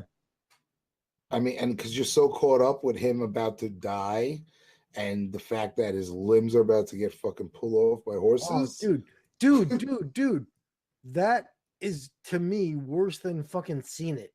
It's like I love gore. I'm like, oh, I love gore. I'm like, I'll see that every time. But hearing that shit crack and seeing his face going, oh, dude, that to me is worse. Horror movie. Yeah. Well, I don't know. I said yeah, but I don't know. You know, again, the lines blur, but I'm gonna lean that this is more on the horror side of things. All right, cool. You know, that will be my my opinion here. Yeah, I'm walking a fine line. Like I said, there are some elements of paranormalness and shit like that, but I don't know. But I fucking did really enjoy this. Thought it was dope. My favorite quote of the movie is, "I look forward to shagging your mother's ass in hell." Yeah, that was my favorite quote of the movie. That whole scene when they take that one dude and they're bringing him to the fucking stake or whatever to tie him up, and he's fucking like singing and the camera is like right in his face and like moving with. I thought that was a fucking like dope the way they filmed that. Oh, I agree. It was kind of like what was it called? Witchfinder General or something like that. I don't know. I don't know that. Vincent Price, come on, guys. Vinny P. Nah. All right, you ready to rate this bad boy? Yeah. Oh yeah. Yeah, man. Well, Jim. Oh, I'm good. Let's go. Yeah, you might have been on a pee break. No, I'm good, man. I gave my piece. I like a movie. So let's get your rating, Jim.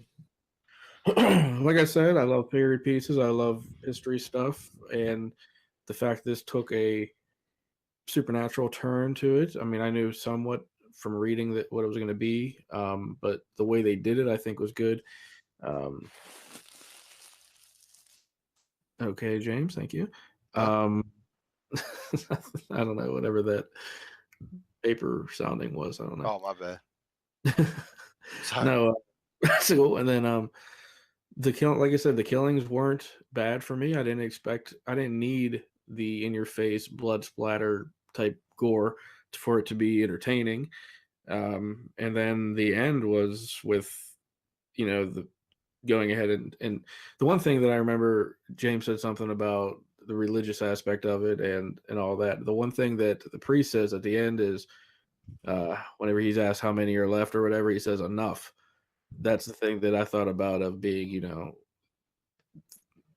the good and bad. The way you said that that they were just shit throwing religion, that you had to believe and all that kind of stuff. That they have enough people to spread that still. Like that's the way I took it.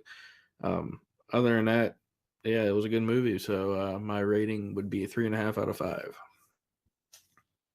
All right, Bill. Well, with me, I am a lifelong D&D player, so I really enjoyed this movie like you would not believe. So it's like I'm playing D&D and I'm also enjoying fucking what's going on in this movie. So What about what's going on in the background over there? Yeah. I'm trying to muffle that shit out. It was the first after all this. Yeah. First time here. Anyway. Sorry.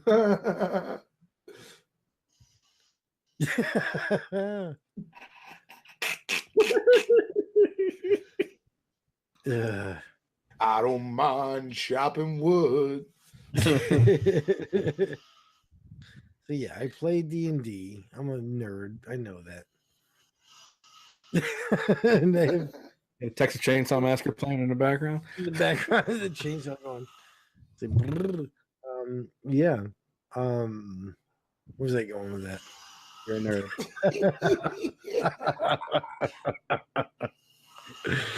All right. So That's hysterical. would you rather I go last? He's like, nope. Nope. Let's do it. Yep. So I really love this film. I really do. I saw it before in 2010. I was like, wow, this fucking movie rocks. Yeah. And I'm being overshadowed by snoring.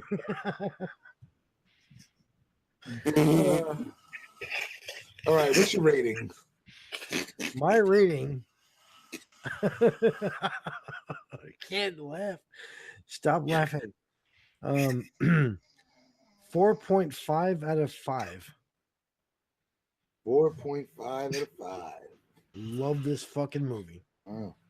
Nice. Especially the fucking parts where they get to the fucking can I say the pagan village?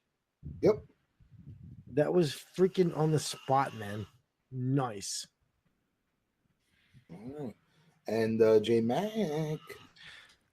I really enjoy this too. I said,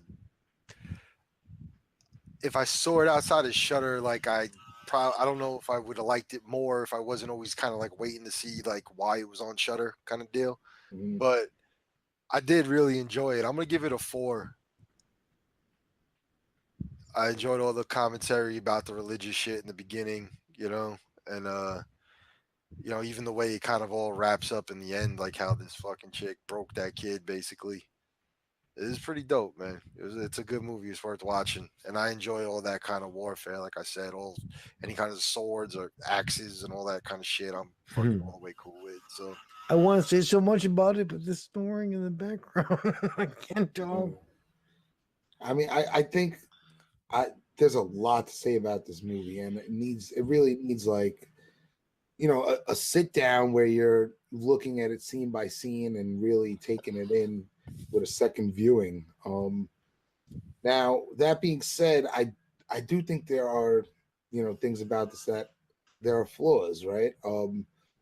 It's not an original idea. I mean, this is definitely in the vein of the Wicker Man, Sure. and other medieval influences. Pagans. There are a few moments where it's a little bit draggy. Nothing too detrimental by any means, but it's there. They could have shaved 10 minutes off, but at the same time, at the end, it gets rushed with the epilogue, where that could have had a little more of an impact on the character and where he turns. That kind of got rushed. So I'm with J Mac, where it is a very strong 4 and not a full-on 4.5. But it's definitely a great movie. Wow. Recommend it. Nice. Maybe with another watch, it could go up. That's usually what happens. So we'll see. When it We'll comes see to with the 1990 the Bronx Warriors too. yeah. I'm really curious to see what the Don would think of Black Death. He'd hate it. You think he would totally hate this one? Dude, there's not a single shark in there. He's not watching that shit. They could have at least one shark go through the marsh. There's no Ian Ziering. Oh shit! All right, well that's it for our film discussions for this episode. A couple of things before we head out. Jimmy, you want to let the peeps know what we got coming up? Yeah, as of right now, planned for episode 38 in honor of February being Women in Horror Month for the last 9 years, an initiative to talk about women in horror movies, directing, playwriting, working on set, or acting. We're going to have 2 repeat guests that we've had on the show before. Jennifer Nangle, who plays Queen Malvolia on YouTube. You can look her up, Malvolia, Queen of Scream.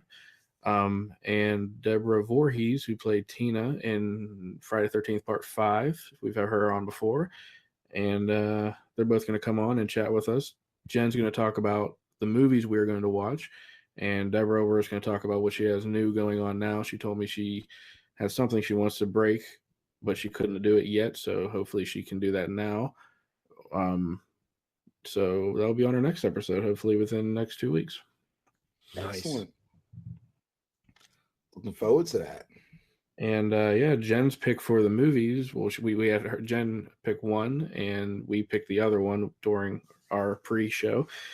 Jen's first pick was I Spit on Your Grave, the remake from 2010, which I know most of us probably wanted, or a couple of you wanted the original, but I honestly like the remake a lot. So that was a good pick in my opinion. And what was our pick? What do we say? Good question. I forgot. We picked American Mary. Oh yeah, American Mary. I was gonna say Hamburger Marys, but that's like a drag queen stuff off of my house. Some fat dude. Hamburger Mary. I'll go Tuesday for hamburgers today. Yeah. Jesus. Hamburger Mary. Yeah, American Mary. I've seen that and I enjoyed it a lot. So, and it definitely did pop up on the list for women films when I was doing my search earlier. So, yeah, knowing I already enjoy it, I think you guys, whoever hasn't seen it, will enjoy it. So, yeah, looking forward to that. Excellent. Yeah, I've seen the remake. I've never seen American Mary, so that'll be a first-time watch. Sweet. All right. On that note, it's been a pleasure, gentlemen. You can catch us on the Horrorphilia Network, iTunes, Stitcher, and other podcasting outlets. Motherfucker, if you don't say Instagram, I'm and Instagram. Check out the Horror Mafia podcast, where you can also hear me and Bill talk more horror with the Don. And that's my podcast. There's a podcast called and there's this Instagram page, so check that out too. Oh, I forgot. I've been slacking. I definitely have. I did good for a couple of shows and then I fucked up. I'm sorry. Dude, your wife even liked pictures on the Instagram. Oh man. Oh, maybe I gotta get on the gram. Jump on. It's been a long stretch. It has been. It's been fucking months. Normally, like every couple of weeks, I get like a fucking bunch of likes from Joey. He's checking up to make sure I'm doing shit. I could be putting anything up there. I could be putting fucking naked pictures of Joey up there. He doesn't know. Why not? Put like little smiley faces over my nipples and brush hole. Yeah. Put the eggplant there, the eggplant emoji. Yeah. Just covering your wang. Yeah, so you don't get booted. Oh shit. Anybody, all right, folks. Anybody who still uses Twitter, you can go over and like Horror Dreadcast on Twitter too. Oh yeah, we got Twitter. At Horror. I don't know how often it gets used, but we got Twitter. Yep. All right, I'm going to bed. that note, it's been a pleasure, boys. Yeah. All right. Next time, Slice and Dice Dreadcast. Good night. Good night, people. Bye, everybody.